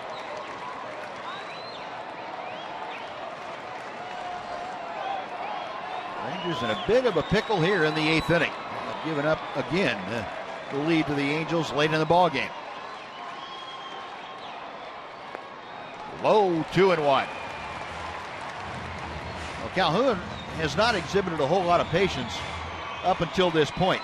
We haven't seen him look at pitches like that the entire ball game. But in this situation, he is.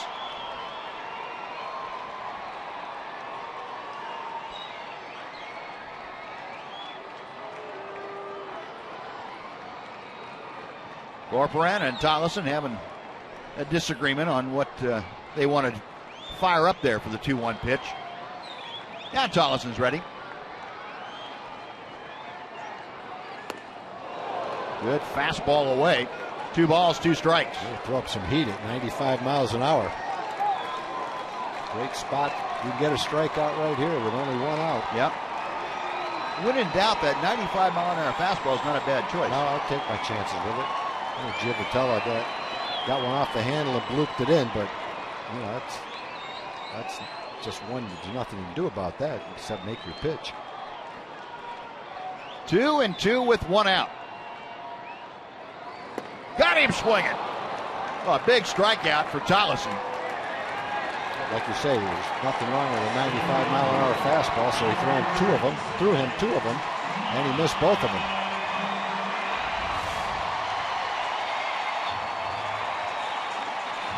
Pretty good location, too. Yep. Well, from the frying pan into the fire, you've dealt very effectively with Cole Calhoun, but now you've got to deal with Mike Trout with 2 outs.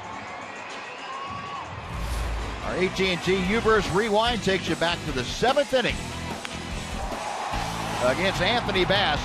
And Mike Trout, with his 4th home run of the year, tied the ball game at that point. He now has 11 runs driven in. And he's going to face Sean Thomason with the bases full and 2 outs. Trout 1 for 2 here this afternoon. 2 career grand slams already for the 23-year-old outfielder. Trout 1 for 4 against Sean Thomason. Bases full of Angels. Pop foul, that will reach the seats down the right side. Moreland over to take a look, but it's well back and out of play. 0-1.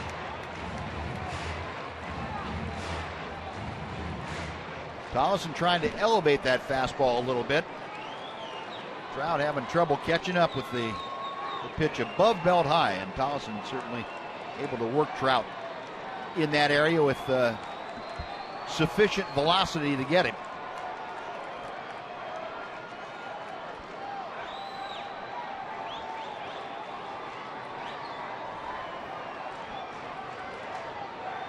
Tollison okays the sign from Corcoran. The 0-1 pitch. Didn't miss by much. 1 ball, 1 strike. Matt Joyce, the runner at third. Down at second, Chris Iannetta. Over at first, Johnny Giavotella, who gave the Angels the lead with that bloop single with 1 out in this 8th inning.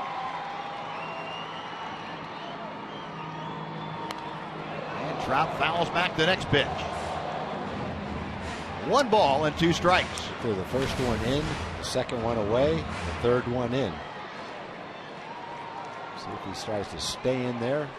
All fastballs so far. 28th pitch for Sean in this inning. Our Echo pitch tracker showing you the locations that Tom was just talking about. 1 ball, 2 strikes to Trout. Now Tollison. A little bit of indecision as he was coming set. Let me rethink that idea. Smart thing to do if there's any doubt in your mind. Now is not the time to just go ahead and work through it.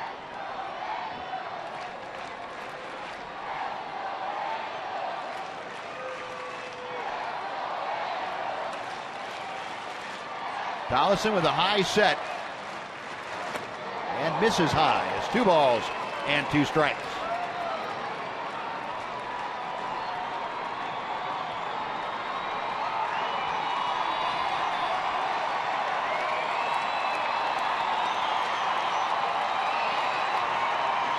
Trout waiting, lagging that bat back and forth.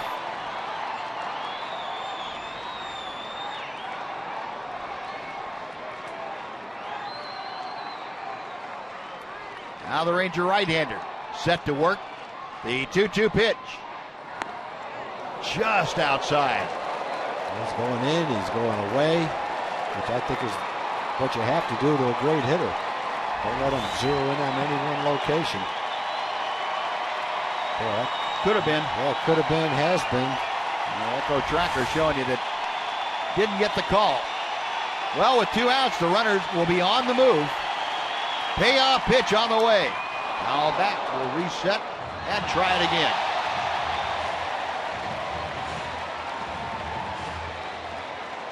A 30-pitch inning now for Sean Tollison.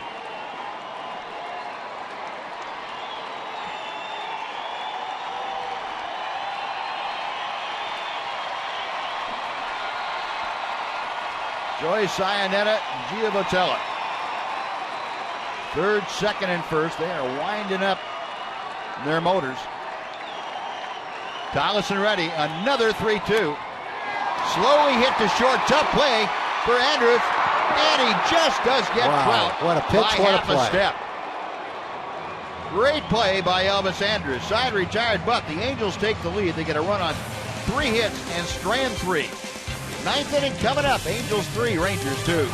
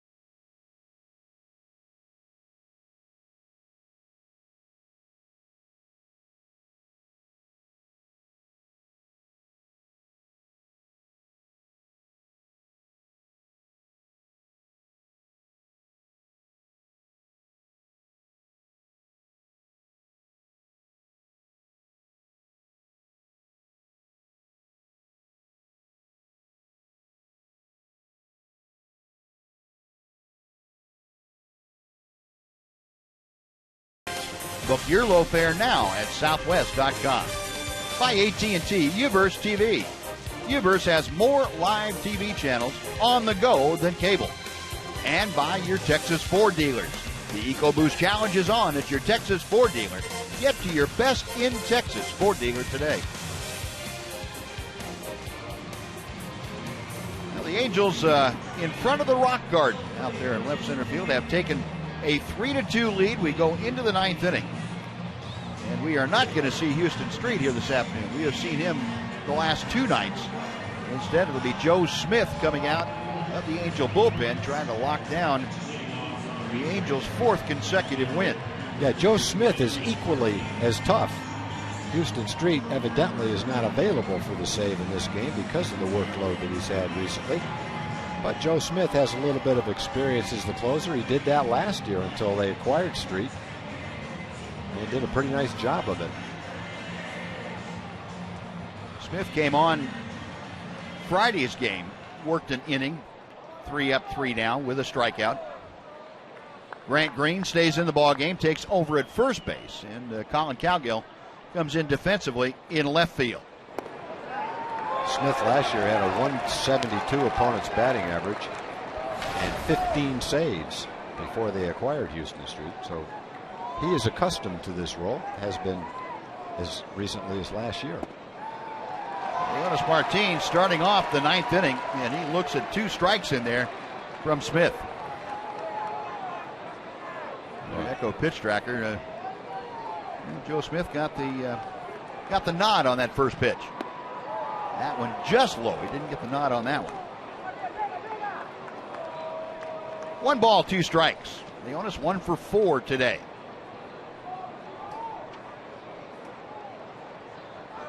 Smith side wheeling it in there, misses badly outside. Martin 0 for 4 in his career against Joe Smith. I think that 0 for 5. Right-hander's ready, the 2-2. Popped him up. Ibar. Glasses glistening, puts it away. That is out number 1. Both Smith and Street have pitched 7 times, 7 innings. Neither one of them has given up a run yet. Street's only given up a couple of hits in 7 innings. Smith at least has given up 6 hits. We're going to have a pinch hitter for Jake Smolinski. It'll be Carlos Peguero. Come off the Ranger bench as a pinch hitter.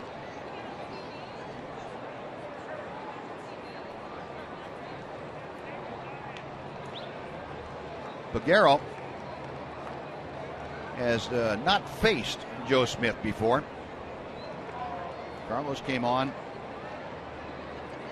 as a pinch hitter last night and lined out to center field. 227 the average for Peguero.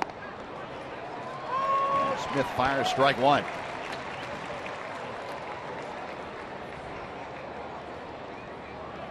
Carlos, no home runs, 1 RBI. The big thing about him being up there is he has home run power and he represents a tying run.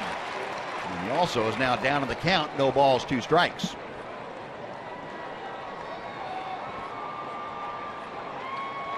Angels 3 runs on a dozen hits. Rangers 2 runs on just 4 hits. 1-2.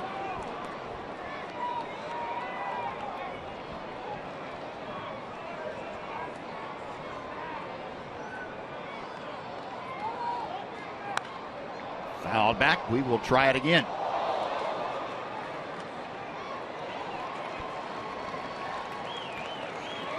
Joe Smith brought in to really revamp that Angel bullpen. It had been a very sore spot for a couple of years here in Anaheim. Angels in a very concerted effort to bring in reinforcements, Smith among them.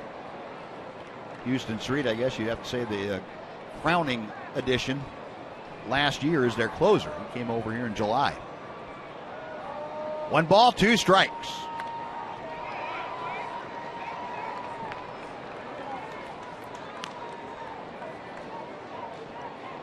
There is Houston Street in the dugout. So he is getting a day off after working 3 consecutive ball games and getting 3 consecutive saves.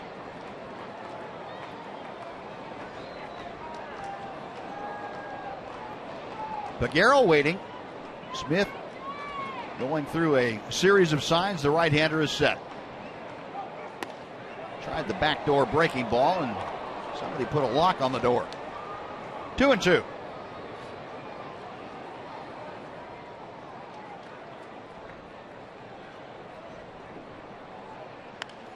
Got him on the fist. Peguero being a pest up there.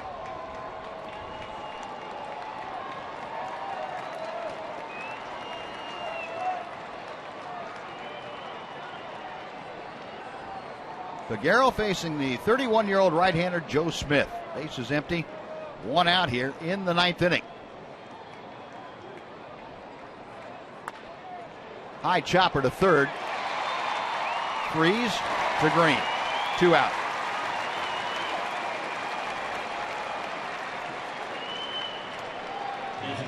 No, it'll be up to Prince Fielder.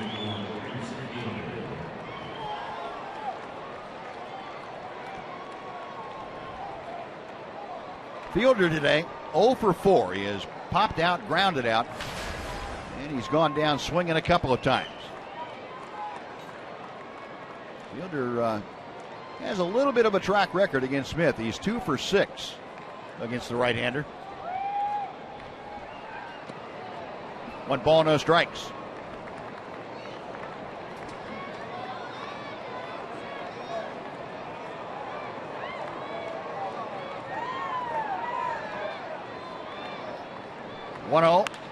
That's line to left center field. That is down, and over to cut it off is Cowgill. Hanging on with a long single. Prince Fielder. Nice play by Cowgill. Cowgill's in for Joyce in left field late in the ball game as a defensive replacement. Boy, when that ball was hit, that looked like an automatic double. It was going to roll to the wall. Cowgill came out of nowhere and flagged that ball down and kept it to a single. Delino DeShields now is going to come off the bench as you watch Cowgill go over and cut that ball off. So Delino DeShields on as a pinch runner for Prince Fielder. Second time we have seen Delino in this series. Similar situation on Friday. DeShields with his great speed carrying the tying run in this ball game. Adrian Beltre at the plate. Adrian 1 for 4 today. Delino has the role that Craig Gentry used to have. Occasionally, Craig would play a little bit more, but occasionally he'd come in and pinch run late in the ball game with a potential run that you needed, and his job would be to try to steal second base. That's kind of where Delino is right now, too. Watch that move. It's a kind of stolen base where everyone knows you're going to try. The Angels know, the fans, well, not all the fans know, but it's the kind of thing. If you can get a jump, you're going to go. You're not going to go just for the sake of going. But if you get a jump, get to second base and score on a single in a 1-run game, that's the name of the game right now. Adrian taking strike 1. Beltre, a ground rule double back in the 3rd inning. DeShields a pretty good lead, and Smith will go that way one more time. Now, one thing about Joe Smith, he takes a little while to get the ball to home plate. He doesn't use a slide step very effectively. He's kind of a long, tall pitcher. Beltre not able to catch up with that sweeping slider. It is 0-2. Crowd here at Angel Stadium rising to their feet. Rangers trying to at least keep a breath going. No balls, 2 strikes.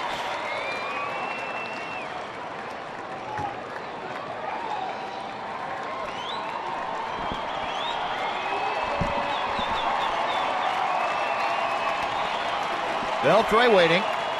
Saw the graphic that he does have 1 home run off Joe Smith. Laid off the breaking ball that time. It's 1-2.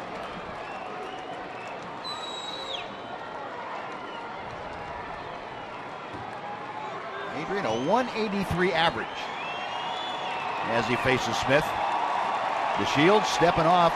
Pretty good lead at first.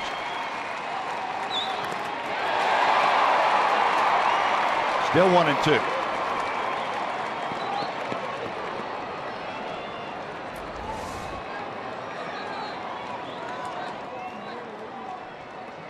Well, that's got to be tough for a right-hander. That fastball comes into you, and Got a lot of movement on it, boy. big breaking ball that goes the other way. And only seeing him once a game at most.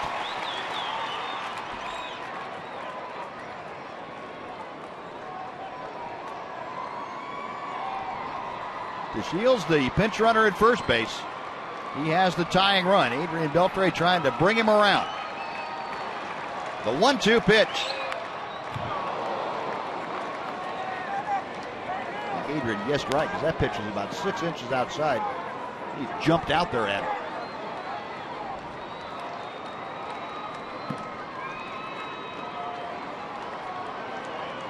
Joe Smith, a Cincinnati, Ohio native, on here in a game situation in the 9th inning.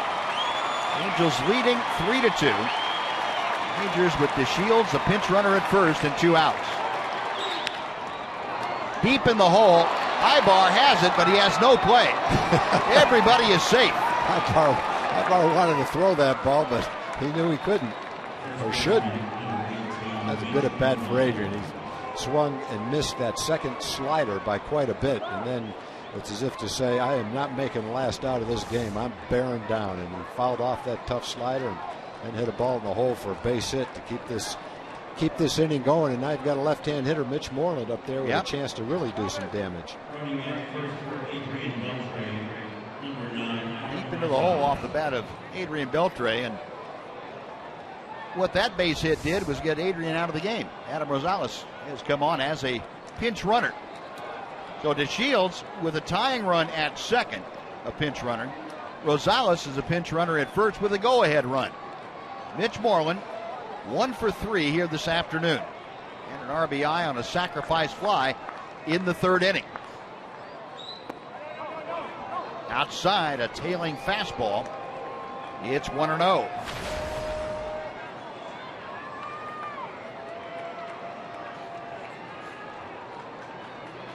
Mitch 0 for 3 in the brief matchups against Joe Smith.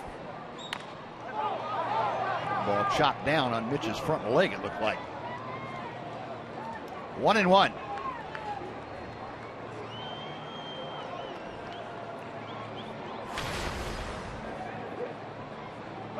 Runners in scoring position. Mitch Moreland 3 for 10 this year. 5 RBI, 1 double. He's got the tying run out at second. That's Delino DeShields. The go-ahead run at first, Adam Rosales.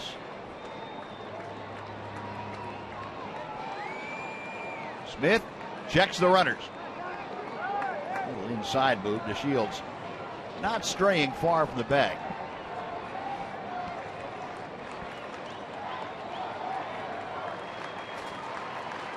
Moreland waiting. 1-1 pitch. 1 ball and 2 strikes. So just like with Adrian Beltre, Rangers down to their last strike. Beltre able to run the string out with a single. We'll see what Mitch Moreland's able to do.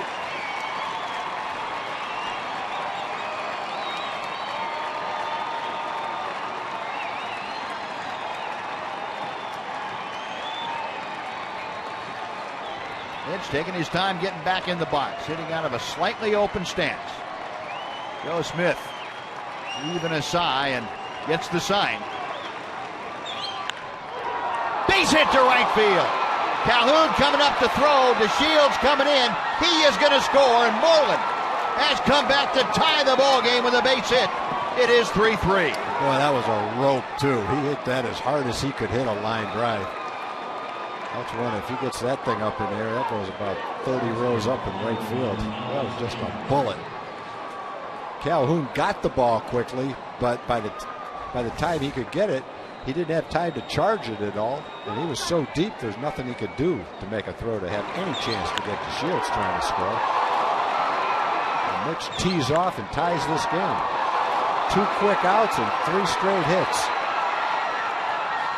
Well, Moreland, a couple of RBI today. And now Mike Butcher, the pitching coach, going to go out and chat a little bit with Joe Smith. Smith reeling from 2-out problems here in the 9th inning. Singles by Fielder and Beltre set the stage with 2 pinch runners. Mitch Moreland brought Delino de Shields home with the tying run.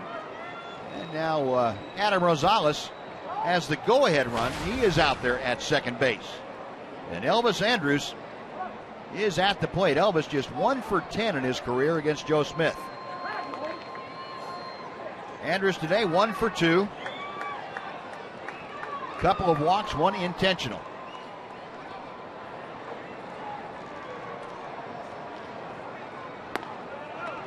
Sinking fastball in for strike 1. So a 3-3 ball game here in the top of the 9th inning.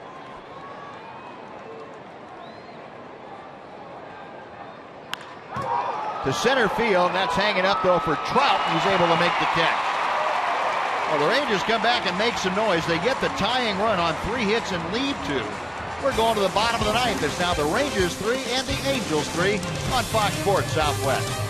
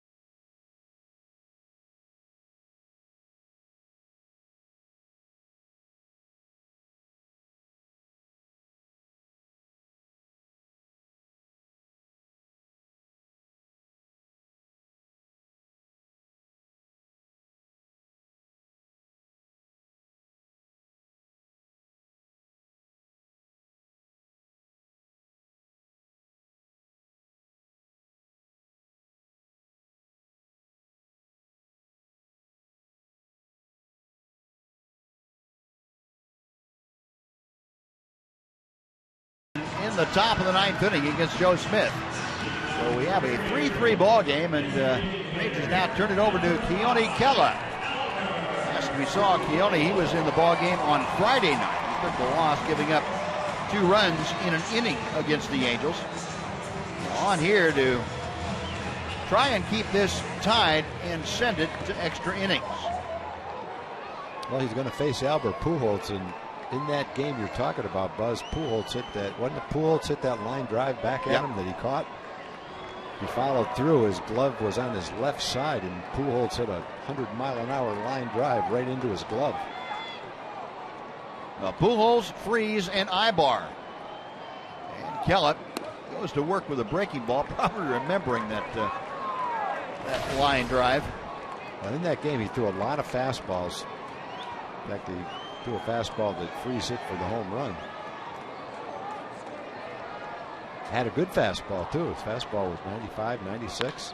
And Pujols begins the 9th inning with a solid base hit to left. That fastball was 96, and Pujols showed that he can still turn on a 96-mile-an-hour fastball with no problem.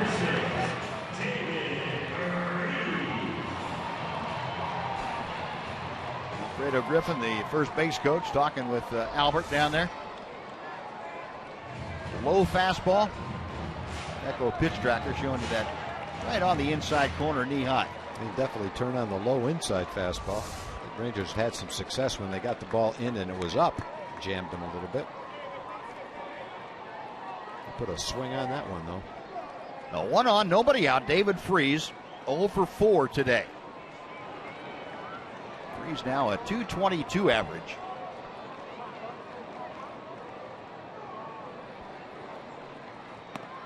And a fastball cuts the inside corner in 2.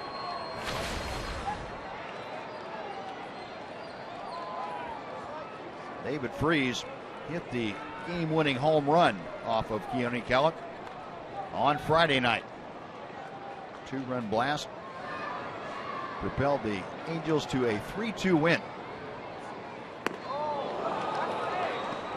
0-2.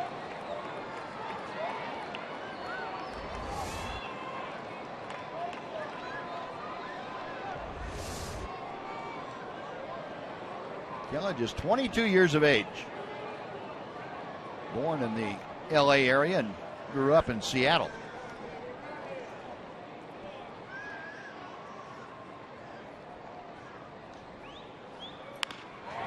Could be a double play. Odor turns it and throws it off the screen in front of the dugout. It looked like the ball just slipped out of his hand, didn't it? Yeah, I don't think he got a very good grip on it. The ball just shot toward the Ranger dugout. Fortunately, with the screens up there, it stayed in play. In the old days, before they put screens in front of the dugout, that's going right into the dugout. It looked like the runner factored into it as much as maybe the ball slipped out of his hand. One thing you know about Ruby, he'll never shy away from the runner. Yeah. So 1 out now, and Freese trading places with Albert Pujols at first base. Here's Eric Ibar, who is 1 for 4. A play on the third base side.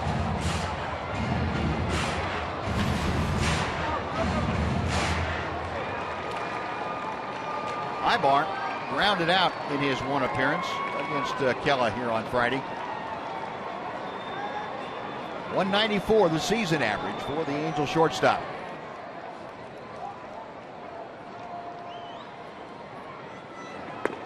Showing bunt. And that pitch just off the outer edge.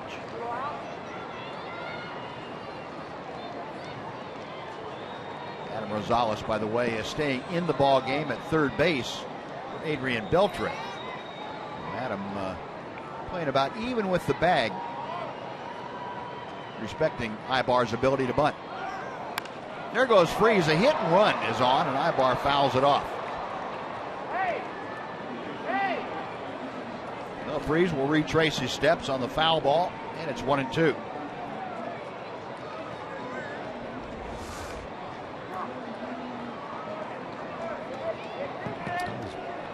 Protecting the runner, who's really not trying to get a great jump on hit and run. He's anticipating the hitter will put the ball in play or make contact. You don't want to get picked off on that play, so you get kind of an average jump.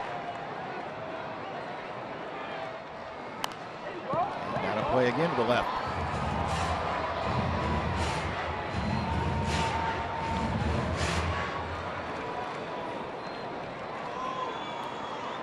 Ibar with his single in the 6th inning.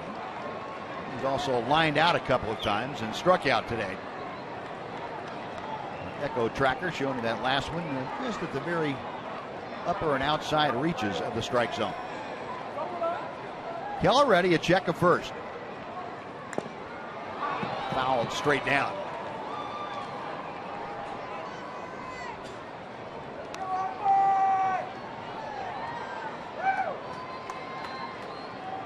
Ibar usually makes contact, not an easy guy to strike out.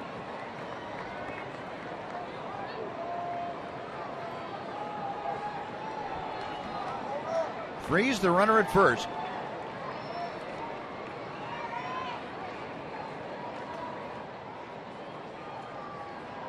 Kellett checks it.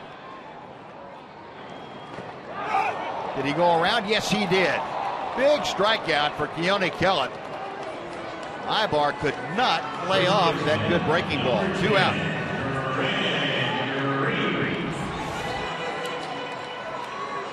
He buries it down in the dirt, and he got him to chase it.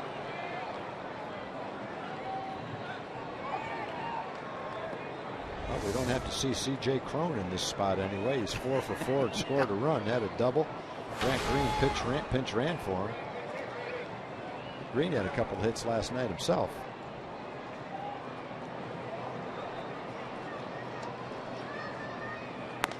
And he takes strike one from Kellett. Green, last night's ball game, was 2 for 3 with a pair of runs scored, a pair of singles. 0-1. Popped up. Way up there, and Rougned Odor has room and can't quite make the play. It's off his glove. Rougie had a long way to go to try and catch up with that. Plus, he was looking right back in the sun, it looked like. Yep.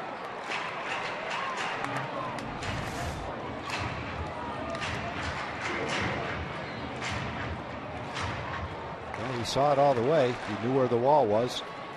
He had a long run. Just went off the side of his glove, it looked like. So still 0-2 to Green.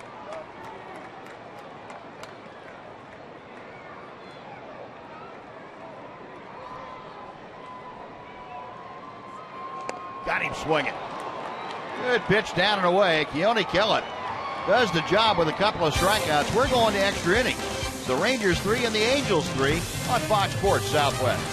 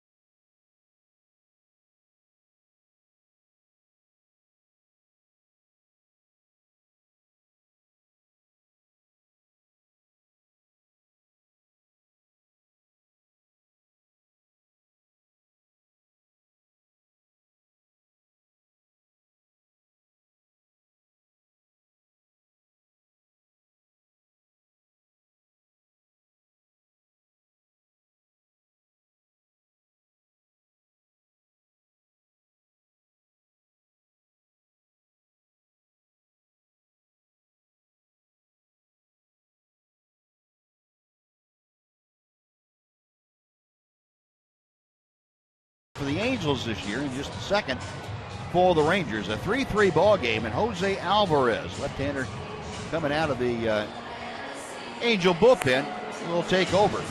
Shin-Soo Choo, Carlos Corcoran, Rougned Odor, the first 3 that he will face. Alvarez appearing in his 9th ball game. No record, an ERA of 5. Opponents hitting just 156 against Alvarez.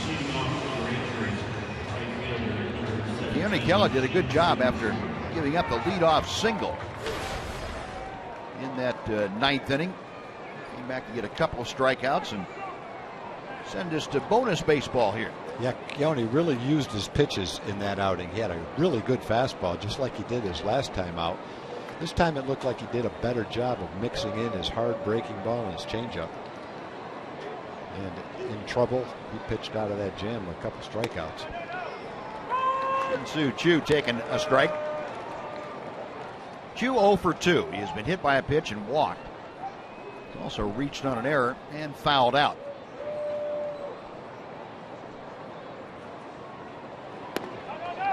Check swing, but it's a strike anyway. 0-2. Choo just 0 for 1 against Alvarez in the previous matchups.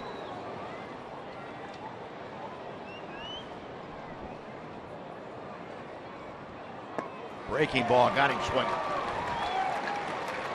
3 pitches, and Jew is disposed of. Now Carlos Corcoran.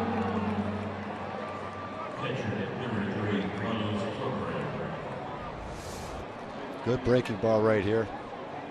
Not a strike, but for some reason left-hand hitters have a hard time laying off that pitch. Lefty to a lefty, that pitch is harder than a righty to a righty, the same pitch for some reason. Everything's symmetrical. Yeah. So why do right-hand hitters have the ability to lay off that more often than left-hand hitters? Ibar recovers, throws, and Green picks it to get Corcoran. A lot going on that play, and the upshot is Corcoran is retired. Well, the other question is, do they lay off it more than lefties? It seems like they do, but maybe that's not true. Get another look at Ibar doing some magic. Yeah, it looked like Ibar was going to have a pretty easy time with it. He dropped it. Threw the ball low. He's really benefited from the first baseman in this series, picking balls out of the dirt. Pujols picked 2 of them for him yesterday. Rougned Odor, a looping drive, but Giavotella goes up to make the catch. So very quickly, the Rangers retired in the top of the 10th. Angels come to bat in the bottom of the 10th. A 3-3 game.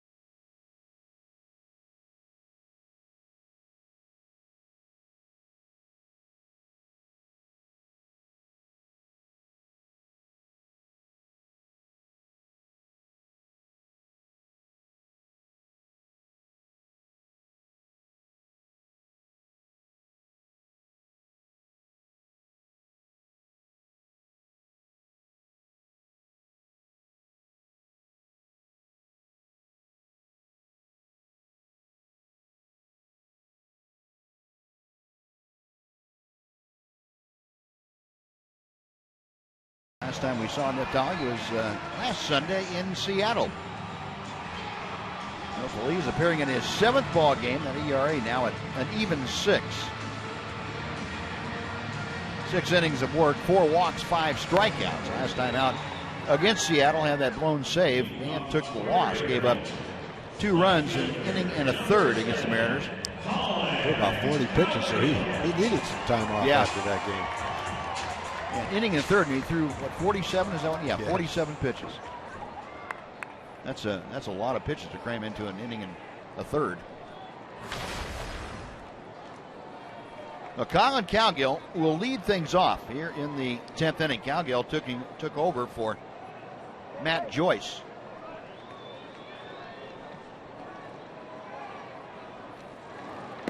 And Feliz starts him off with a hook.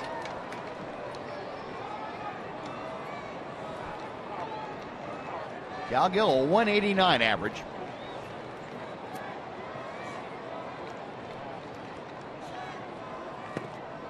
One and one.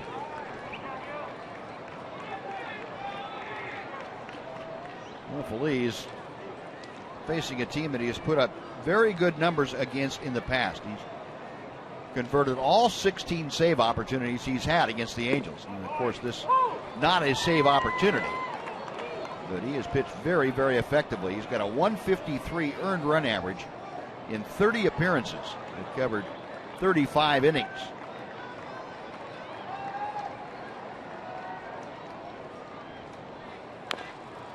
Little number foul. The count remains a ball and 2 strikes to Cowgill.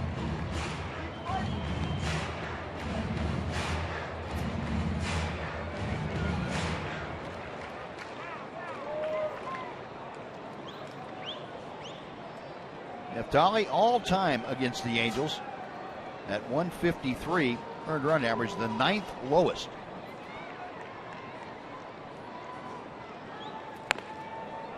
Two balls, two strikes.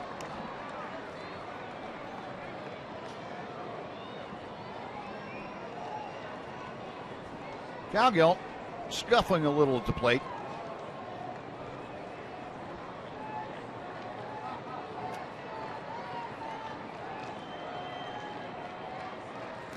Tried the breaking ball, and Neftali now has run the count full. Well, Cowgill leading off here in the 10th inning. He'll be followed by the catcher, and that's Chris Iannetta. Angels 3 runs on 13 hits, 1 error. The Rangers 3 runs on 7 hits and 1 error. Neftali Feliz, the 5th pitcher used by the Rangers this afternoon. Payoff pitch, got him swinging. Up a little bit, Cowgill. A strikeout. 1 gone for Iannetta. Yeah, good location with it, good velocity. Neffy popped that one up at 94 miles an hour. Outside and away. Outside and high, I mean. And he couldn't make any contact with it. 3 straight strikeouts for the Ranger pitchers.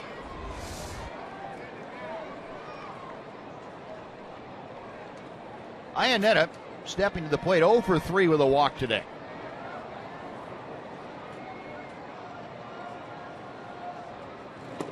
One ball, no strikes.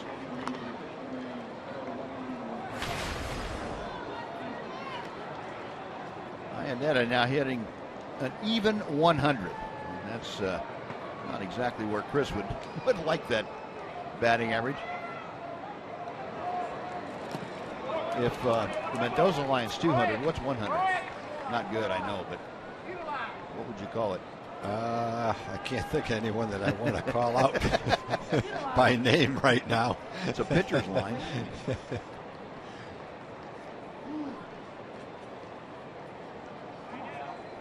100 line, it's tough to pick a position player for that. I don't think any position player hit 100 and stayed in the big leagues anyway. Neftali missing with that breaking ball. It stays high. So 3-0 to Iannetta. Iannetta hitting 8th. He'll be followed by the second baseman, Johnny Giavotella. Yeah, Iannetta's 5 for 50 this year, and he walked in the 8th inning. Loaded the bases in the inning where the Angels scored a run. 3-1 now. Yeah, that's kind of a head scratcher for you if you're the pitcher. Saying, what was I thinking? Yeah.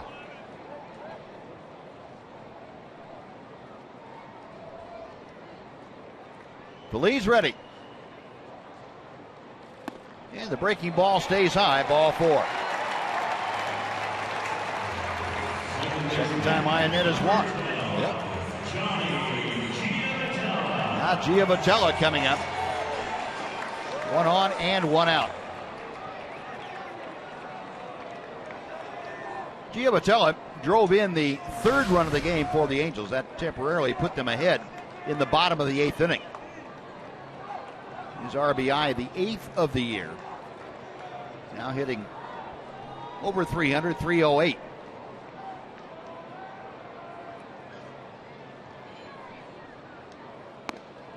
Fastball outer edge for strike 1.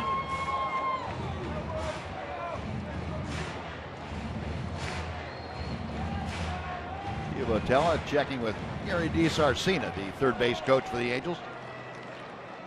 Chris Iannetta, the runner at first, stepping off a rather modest lead.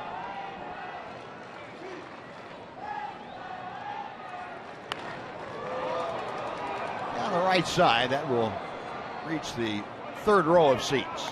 Backing out of play, 0-2.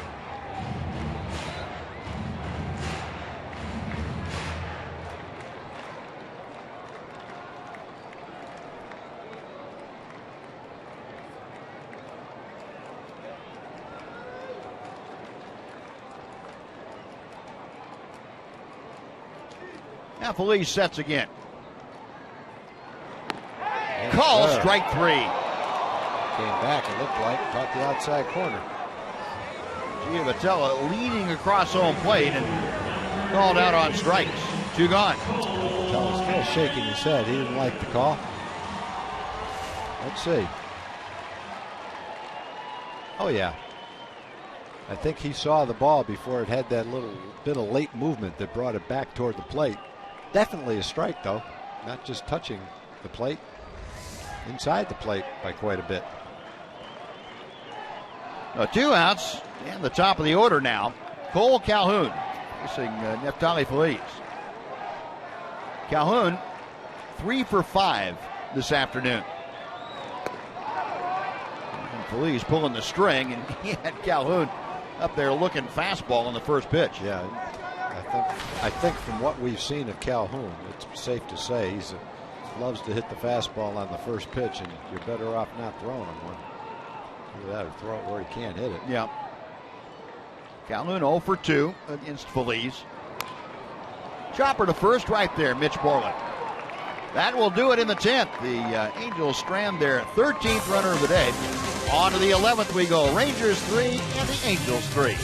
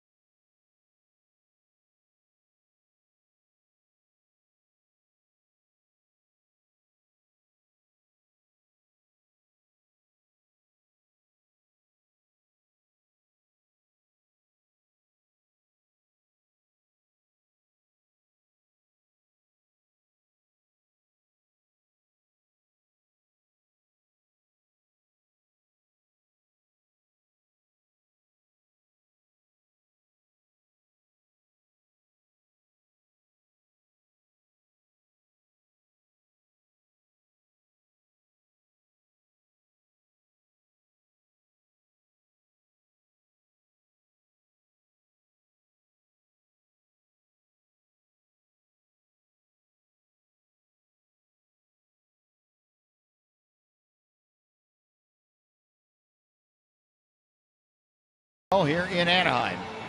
Rangers and Angels all locked up. Jose Alvarez back to the hill. Alvarez worked a 1-2-3 10th inning. And in the 11th, he will face the top of the order, be Martin Peguero and DeShields for the Rangers. We talked last night about the Rangers not getting the big hit. How about the Angels? They left 13 aboard today. Yeah, the Angels have had a subpar offensive start to this season as well. And they've got some pretty good guys in their lineup, too. With the exception of a couple of players, they're struggling just as well. Trout's after a pretty good start. Calhoun. Pujols is struggling. Freese has had some home runs and RBIs for sure. The rest of their lineup, though, is struggling. Jonas Martin takes a pitch high for ball 1. Martin faced Jose Alvarez last night and flied out to center field.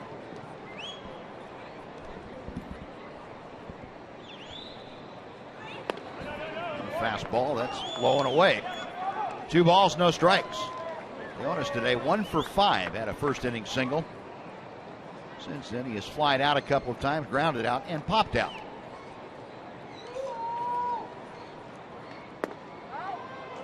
And ball 3. Alvarez right around the plate, but not on the plate. And that Fox tracker showing you that those are a couple inches off the outer edge. They're hollering at Manny Gonzalez from the Angel dugout. He told him to stop. There is a strike. 3-1. That's kind of what I said earlier in the game. When people are yelling at you, I just say, hey, stop it. I don't like that. Same thing Manny said to him. Quit it. And strike 2. The count is full. Pretty much had to take 2 strikes right there. Yep. You want to get your leadoff hitter on, especially Martin with his speed. So you took two, you saw two. You're going to see the same pitch right here. If it's a strike, you still got a shot to hit it. Payoff pitch. We'll try it again. Well, the Rangers, in case you're wondering, have one player left on the bench, and that would be Robinson Chirinos. You got Peguero going to hit next. It's going to work its way back into the seats down the left field side. And another 3-2 pitch coming up.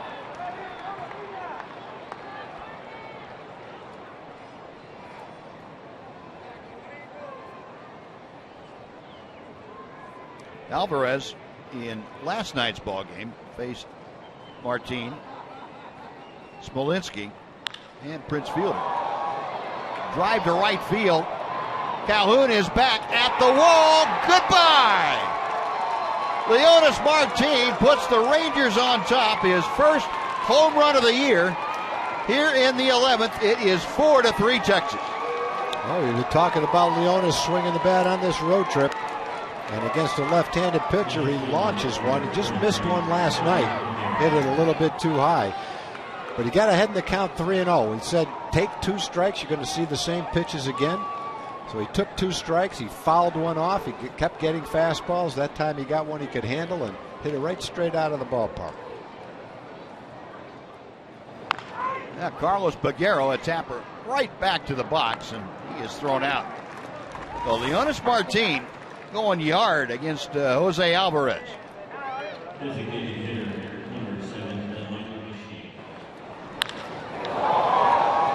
Pitch up, out over the plate a bit. And Leonis putting it in the seats.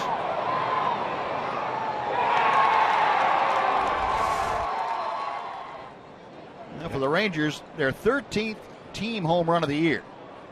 The first one for Martin. Here's the Shields. Delino takes strike 1.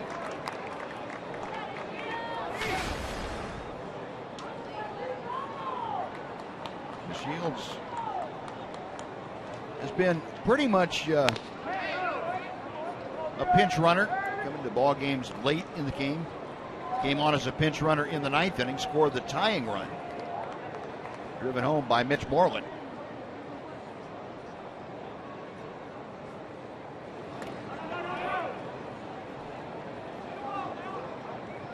Two balls and a strike.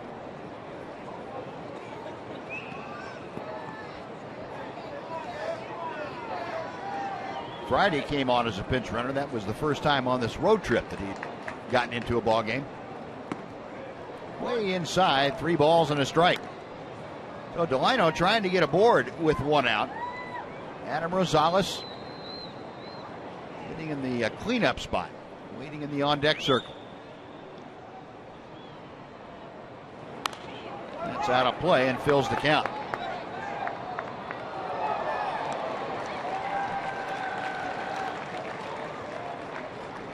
Well, the Rangers in front of about a third of the crowd that had been here, a little over 35,000. A lot of folks leave relatively early. Rangers taking the lead here in the 11th inning. Call strike 3. The Shields caught looking. Alvarez gets the punch out. There are 2 gone for Rosales.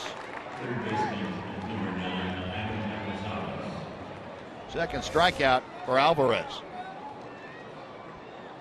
Yeah, it's a tough one. Looked like it could have been a little bit inside, but that's, within a fraction of an inch, probably, maybe an inch at the most. Got to give the umpire a little bit of margin for error on those calls, but if you're Delino, you feel like it was inside for sure. The pitch off the outer edge, 1 ball, no strikes. Rosales hitting at 200. A home run and 3 driven in this year. Like the Shields, Rosales came on as a pinch runner in the 9th inning. 2 balls, no strikes.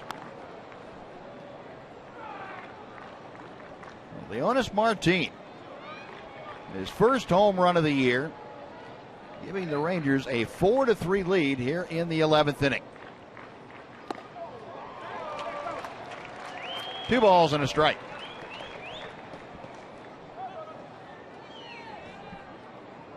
Rangers, as we mentioned, have played 1 extra inning game this year, and they lost that one. Fastball away, and it's 3-1.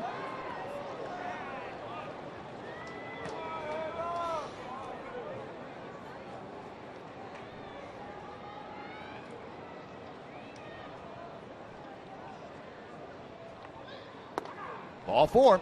Rosales works a 2-out walk. Now Mitch Moreland will try to add on to the Ranger lead. Well, Mitch has had a good game, hitting against left-handed pitching the last 2 days. Tied the game with that rope he hit to right field in the 9th inning. Took him a little bit of insurance right here. Greg Neffy will go back out and pitch. Pitched the 10th inning in a tie game. Now he'll try to pitch the 11th inning. Alvarez misses high. The only other extra inning game the Rangers had was against the Astros on the 12th of April at home. That ball game went 14 innings.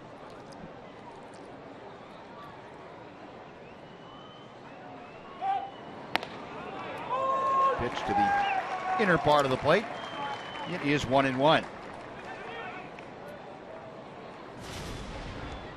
In the 9th inning.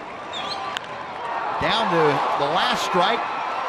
And Mitch Moreland driving it to right field. The RBI single brought home Delino to Shields. And that tied the ball game.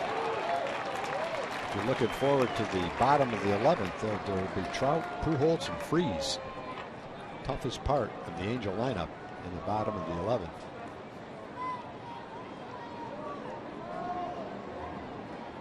A ball and 2 strikes to Moreland.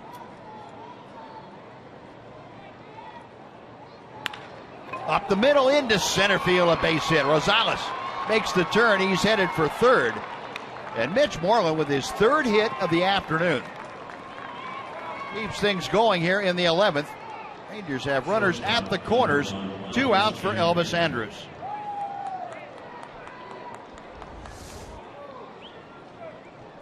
Well, Mitch is steaming. Yeah, again against a left-hand pitcher too. He's having good at bats. He's got a good approach right now. We talked about him earlier in the year. He kind of rests the bat on his shoulder to relax his arms and then get his bat in the hitting position, and it's really working for him right now. He's got good timing. Looks like he's right on most pitches he swings at. Here's Elvis, who is 1 for 3 with a couple of walks. 0-1. Elvis had a rope with a couple of men on to end the 9th inning that Trout made a nice running catch on. Solid ball. He's got Rosales and Moreland at the corners. 1 ball, 1 strike.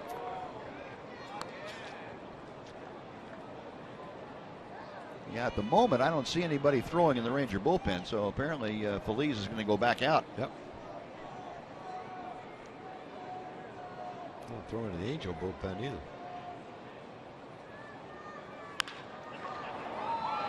Deep in the hole, bobbled by Ibar. He can't make a play. In to score Rosales, and the Rangers lead it by a 5-3 count. 2nd error of the afternoon on Eric Ibar. You mentioned, Buzz, that he hadn't made an error before today. He almost made a couple of yesterday on throws, and he's been a little shaky out there today. He dropped a pop-up. He boots this ground ball. He's thrown a ball in the dirt that was picked at first base by Green. Had another ball that got away from him. So he's had a hard time the last couple days. That's a big run with it. Yes, it is. Guys coming up in the bottom of the 11th for the Angels that they have. Shin-Soo Choo 0 for 3 this afternoon, although he's been on base 3 times, once on an error, once with a walk, and once with a hit by pitch. Got Moreland at second, Andrus at first. Pulled on the ground to Giavotella at second, and that will do it. But the Rangers strike for 2 runs on 2 hits. The big one, Leonis Martin's leadoff home run in the inning. We'll go to the bottom of the 11th inning. Thanks to Leonis and company, Rangers lead it 5-3.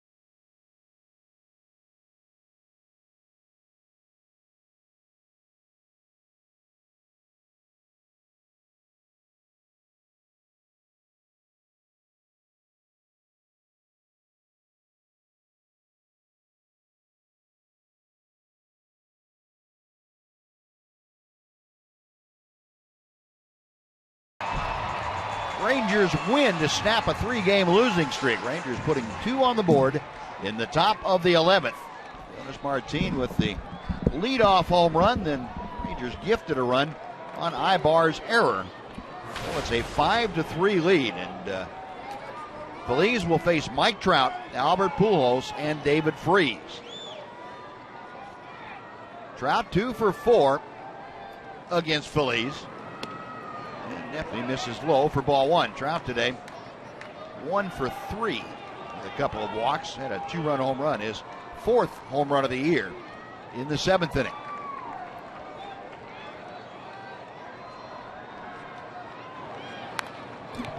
Back to the screen goes the foul ball. It's 1-1.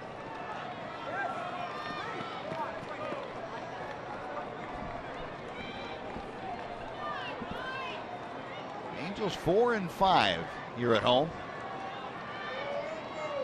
Rangers trying to put them further under 500. The Rangers 4-7 on the road. 2 balls and a strike count.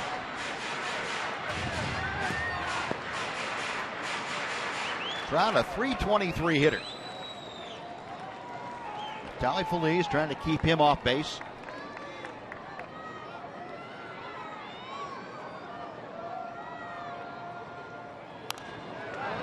Trout pops that one foul just to our right.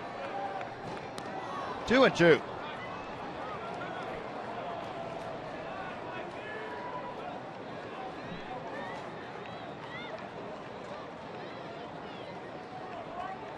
Mike Trout now 9 for 20 against the Rangers this year. And continuing his consistently good hitting against Texas pitching. Inside as Feliz tried to use a variation of a quick pitch on him. A bull rush. 3-2. Trout to be followed by Albert Pujols. Payoff pitch. Got him swinging. Fastball, 95 miles an hour in his 2nd inning. He used the 10th inning to warm up. Now he's throwing hard. For Feliz, his 3rd strikeout. And there's one gone. Right down the middle of the plate. Threw it right by him.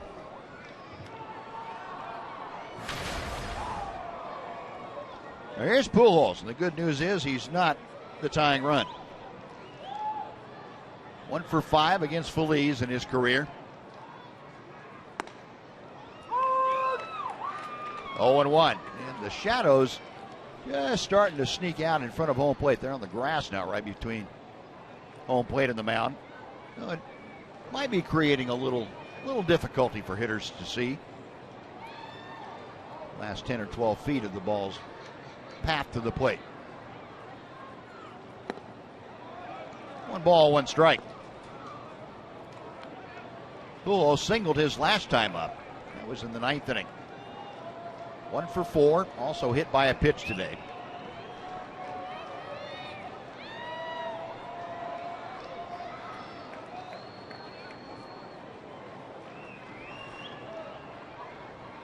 Feliz back to the plate. 2-1.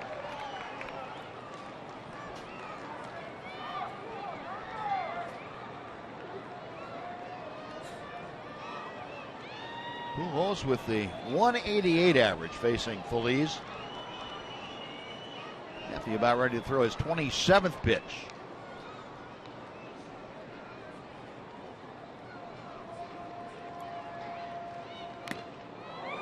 Foul tipped into Corcoran's glove. 2-2.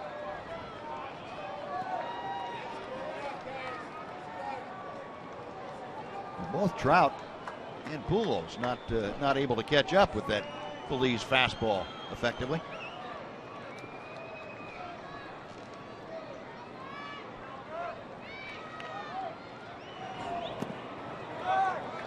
Three and two. Feliz has gone to a full count to both of them. Got Trout on a strikeout. What will happen with Albert? We'll find out in a second. Pujols trying to get aboard. Give David Freese an opportunity with him being the potential tying run at that point. Another 3-2 pitch. Hit hard and fair down the third baseline. Figueroa over to play the carom. Doesn't come up with a Pujols throw. Steaming into second with a one-out double. And that's almost the same pitch he hit to lead off the ninth inning. Fastball down and in. Golfed it down in the hole in the ninth inning. That's when he pulls down the line. Watch where this pitch is. It's going to be down and in. Almost the same part of the strike zone as the one he hit a couple of innings ago.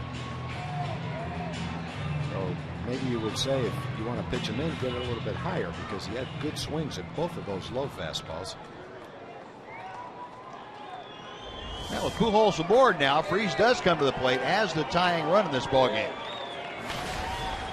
Freese 0 for 5 today. 1 for 3 in his career against Neftali Feliz, and that's if you don't go back to the World Series of 2011, and we won't.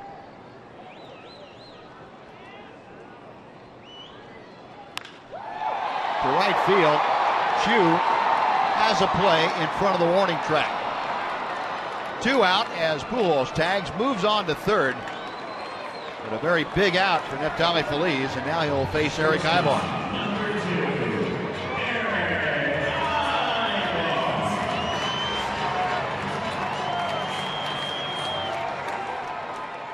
Ibar 1 for 5, and a 6th inning single. Ibar has had no success at all against Neftali Feliz. 1 for 13 in his career.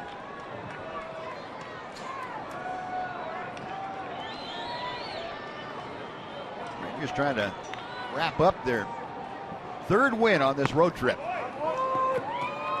0-1.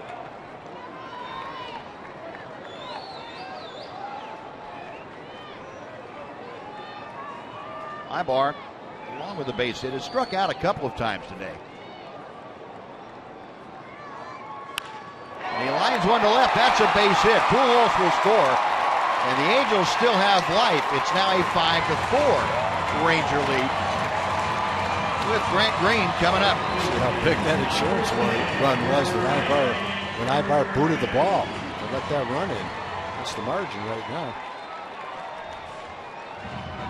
Ibar with his 5th RBI of the year. And Mike Maddox headed out to the mound. Ibar going across the plate outside and poking it to left. Again, there was nobody up and throwing in the Ranger bullpen, so this is just a calming down visit. Get everything straight, how you want to go ahead and go about pitching to Green. Corcoran in on the beginning of the conversation and got his instructions, so he's going back behind the plate, and Maddox now finishes with Feliz. Well, Green hit a couple of high fastballs for base hits last night. One upper part of the strike zone, outside part of the plate. He drilled it into right field. Pretty nice swing. Green struck out in his only at bat. That was in the 9th inning. Ibar with good speed. Green takes strike 1.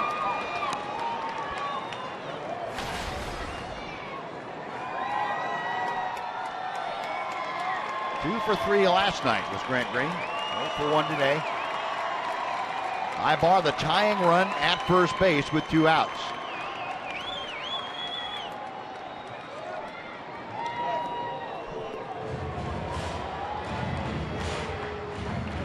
Same situation the Rangers had with the Shields at first base. They were down by a run. Guy with good speed and an opportunity to maybe get into scoring position with a stolen base.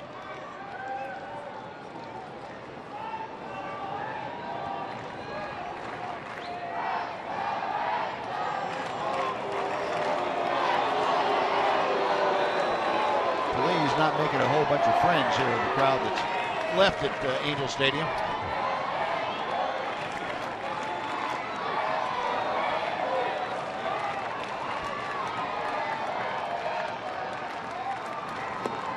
Breaking ball just off the outer edge. 1 ball and 1 strike.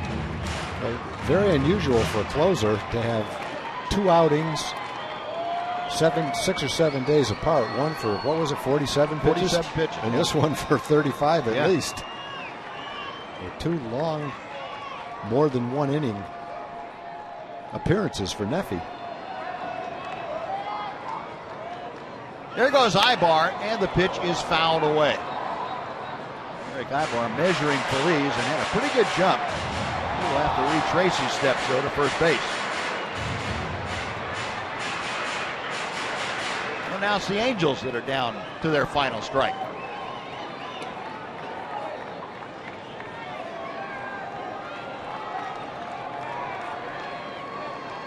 Shadows now almost exactly halfway between the mound and home plate.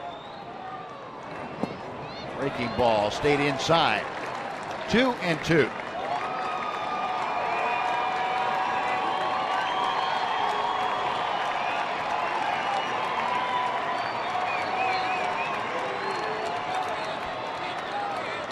Green back in the box, studying Feliz as Neffy studies the signs.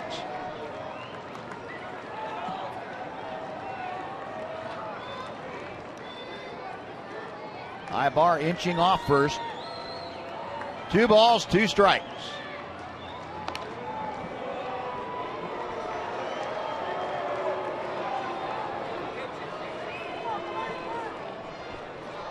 Eric Ibar, 72% career steals success rate. There he goes again, and the pitch is fouled away again. We will have another 2-2 pitch.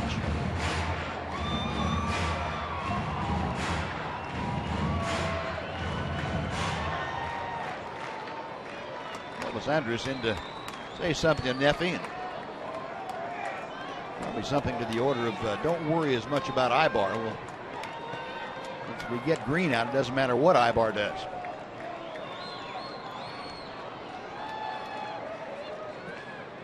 Leaves a long look in. Now he is ready once again. Breaking ball called. Strike 3. And that is a winner.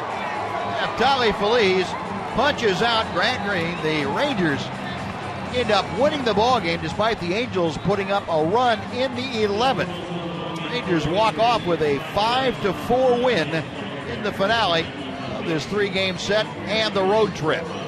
So Feliz ends up getting 4 strikeouts in his 2 innings of work. Gives up the 1 run on 2 hits. Also had a walk in there, and he gets his first win of the year. And here's that last out for you. Dropped a breaking ball right on the outside corner. Green didn't think so, but